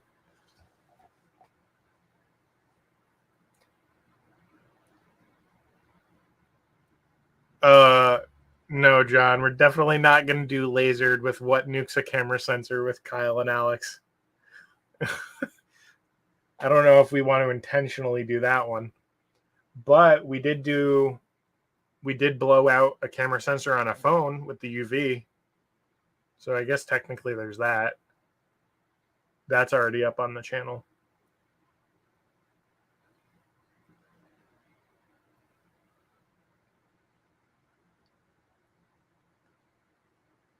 You'll ship us an old Digicam? I don't know. We'll have to see what Alex thinks when he's back from his candy bar adventure. I'm not against it. I just don't know if we have time for it right now. We'll add it to the, we can add it to the Monday list. Can you hear me? Yep, you're good. Oh, okay. Just making sure. Yeah, John says slackers. And Jack in the shop, I'll send an Olympus E500.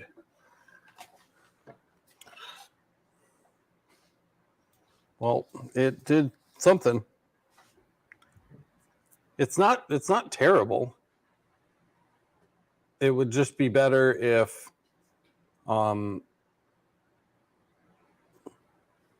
we could do like a base. Yeah, something for the image to sit on top of.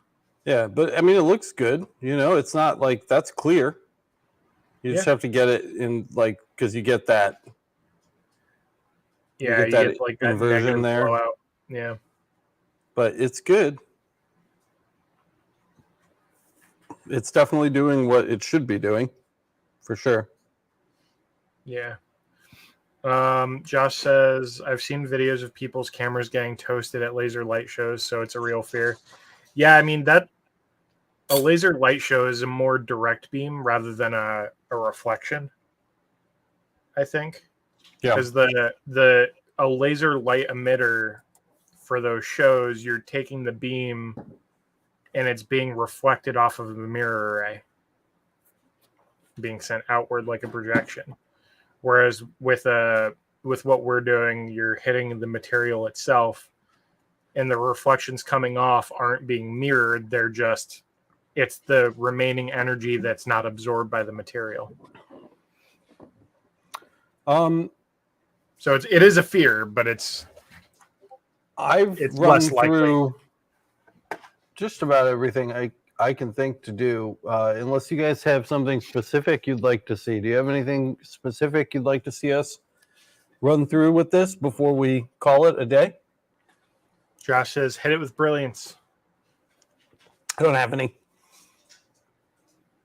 Unfortunately, I'm out. I have like 4 empty cans up on my shelf.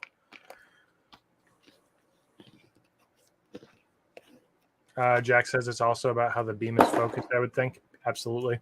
Yeah.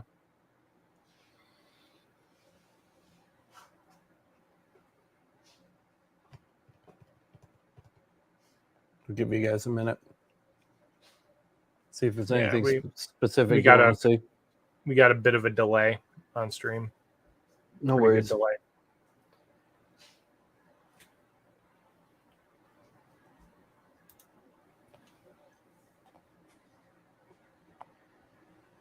Andrew says, cut some stuff unless I missed that when I stepped away. Yeah, we could cut some stuff. We could cut a thing. You got some wood there, right? Yeah. I do. I don't know if we're going to make it through that. We can certainly try. For It'll give us science. an excuse to use our very cool little cut bed thingy.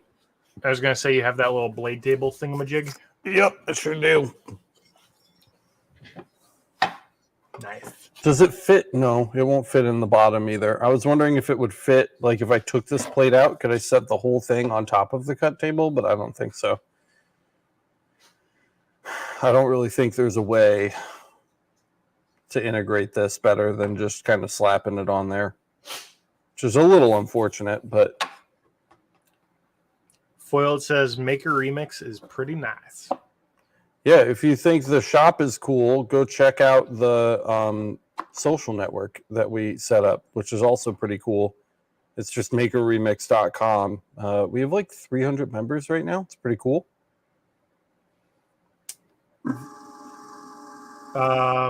I imagine the blade table will fit inside the shield, right? The blade table will, but the wood won't. Your wood's too big, Alex. I know.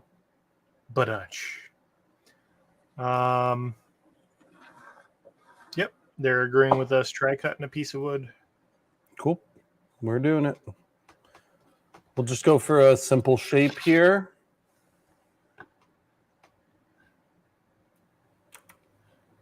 So let's go to our shape tool and I guess we'll go for the hexagon. Everybody loves hexagons, right? Yeah.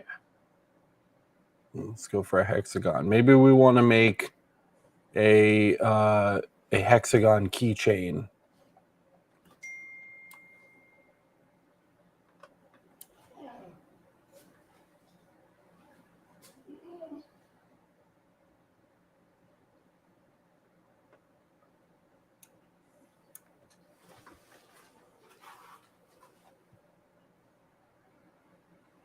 I have to take my dog out in a minute. It's getting antsy. Oh, you got the dog at the shop? I do. Is the pupper. All right, let's cut. Gonna crank that power up, right? And speed. I don't know. 10, halfway. Why not? Let's give it 5 passes. It is a Galvo.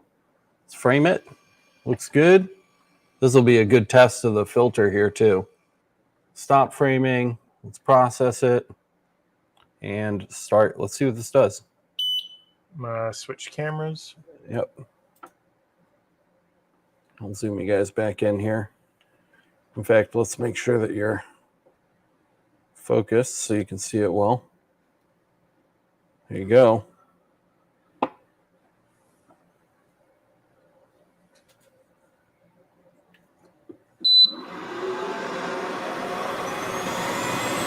Whew.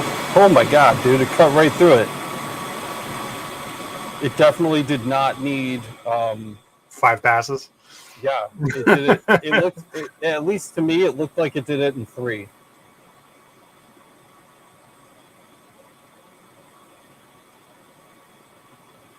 That's incredible. I'm impressed. How much is the wattage on this thing? I think it's a 10. I'll double check. My Next only to, thing is like there is some bleed through of the blue laser down here at the bottom. Yeah.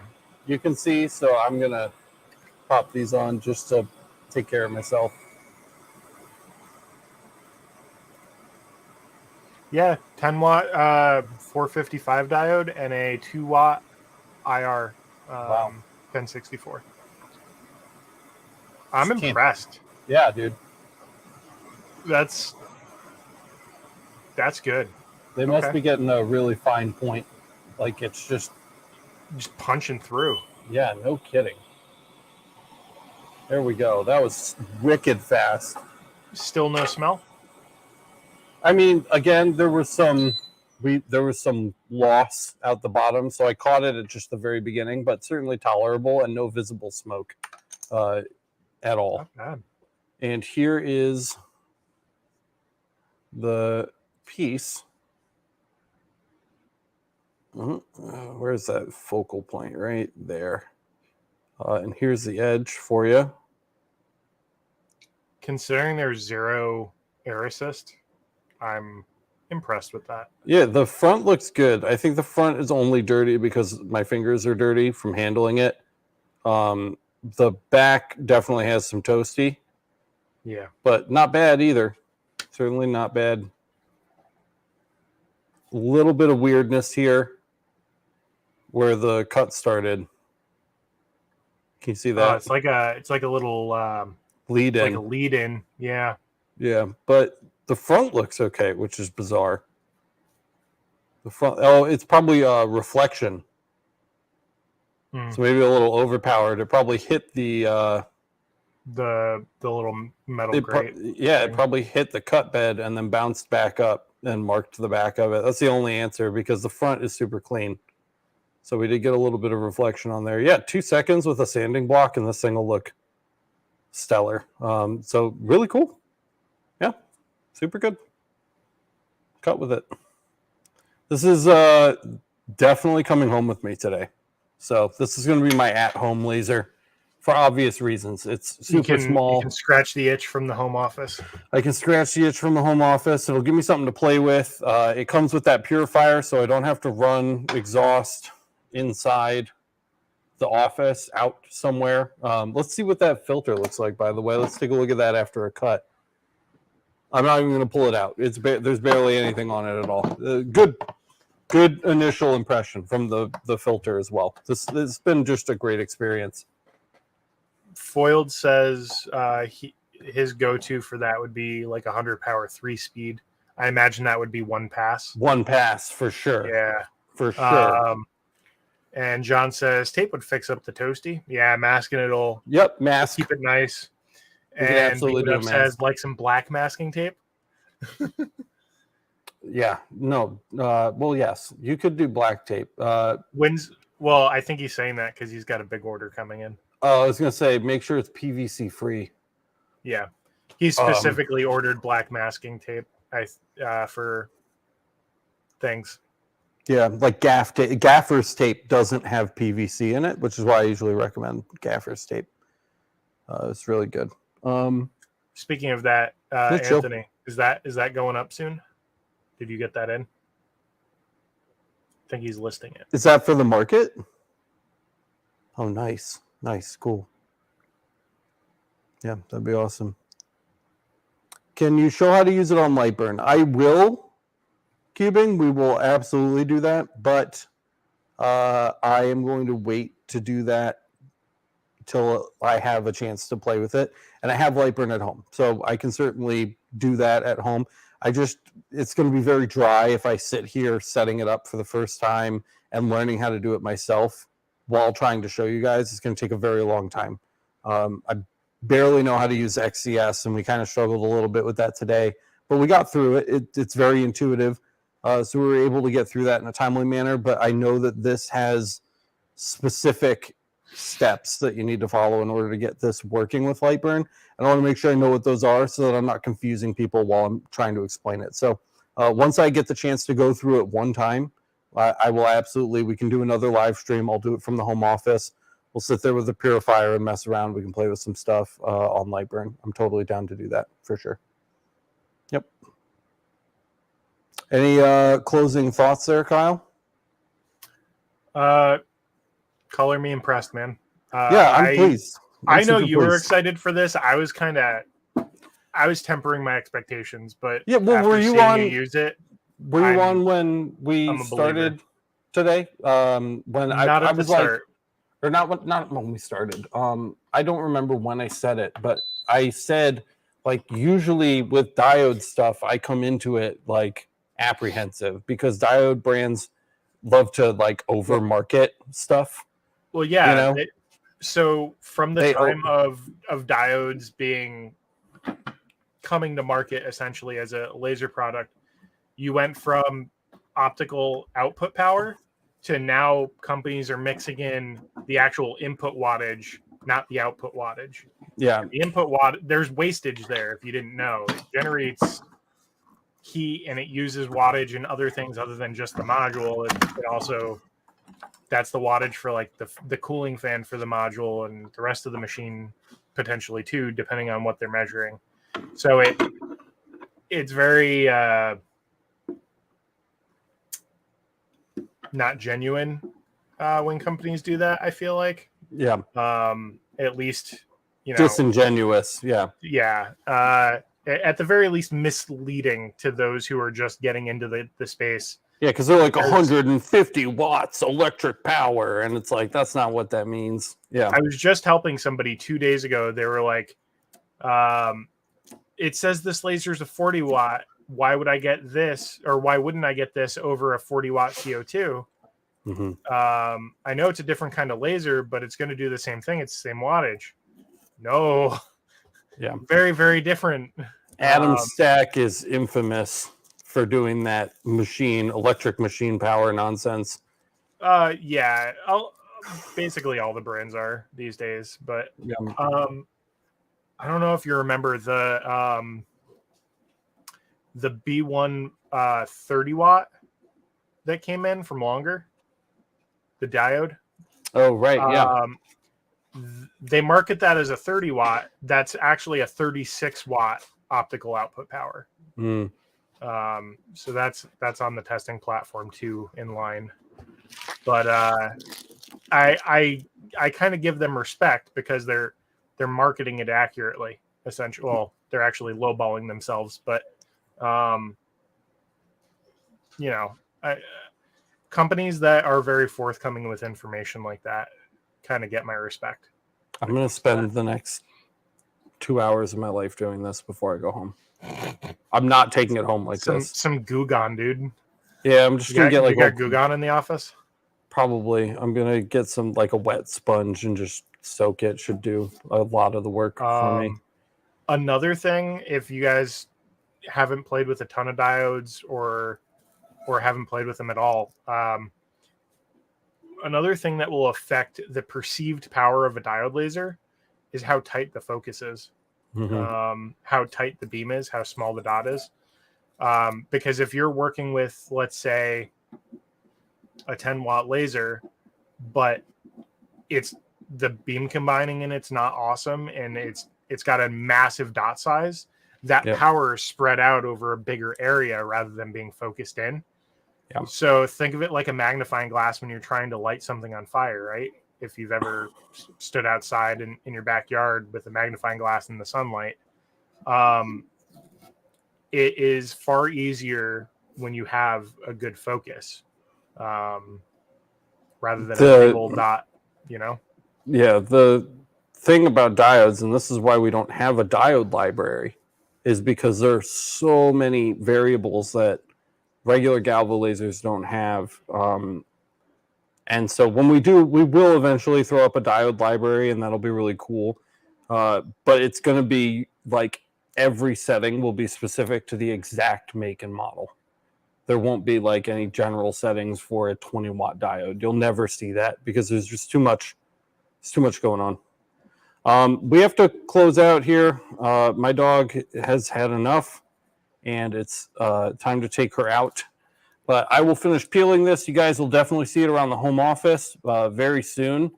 And just the normal stuff, guys. If you're not already signed up for the LMA, please go sign up. We would not be here doing this. We would not be here making a marketplace or like building communities. We can't do any of that without you guys. And that's due to our supporters over at the Laser Master Academy. You can find out more over at masters www.lasereverything.net. You can support the channel and everything else we do. It's $8 a month. Please consider going over there and signing up. It's how we take care of our families and get to continue doing this for you guys full time. So please go check that out.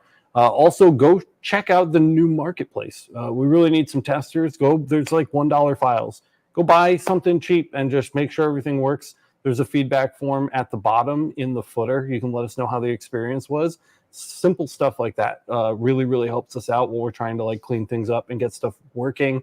And my last plug for today, go sign up for the Maker Remix Network. It's just makerremix.com. Costs absolutely nothing to sign up. It's kind of where I'm trying to get everybody to huddle in one place. I want to bring the Discorders and the Facebook groupers and the LMA members. I want to get everybody in one spot, and that's really where I want it to happen. We've got wiki, forums, we've got question and answer areas, blogs. You can start a fan page. You can create a group based on a specific topic. It's really, really expansive. There's live chat, friend requests. I mean, like it's very comprehensive, and I think you guys will enjoy it. When the marketplace is finished, that's going to be our next big development project. So it's still in the early phases right now, but everything technically works, and there's a lot of good people over there welcoming new members and making it a fun, like positive place to be. So I really, really, really would encourage you guys to go check that out. Again, that's at makerremix.com. I think that's all we got. This was a lot of fun. It's so small, dude. It's just cool. It's just a cool thing. If you want one of these, there's a link down in the description. Help the channel out. If you want to wait until the full review, that's fine too. I will do a full review on this product just due to the amount of time that I'm going to spend playing with it. It's a no-brainer. So we'll definitely be doing that too. Closing thoughts, Kyle? Anything else you want to wrap up with before we bail? You've said everything, but I will add. Did you know 60% of our viewers, the people who watch, aren't subscribed? Oh, God. You could fix that today by hitting the subscribe button and maybe the like button if you're enjoying the Oh, content. dude, definitely smash the like button for sure. Subscribe if you want to see more stuff like this. That's all I've got. Thank you guys so much for watching. I really appreciate you coming by as usual. And as always, we will see you in the next one. Sticker free.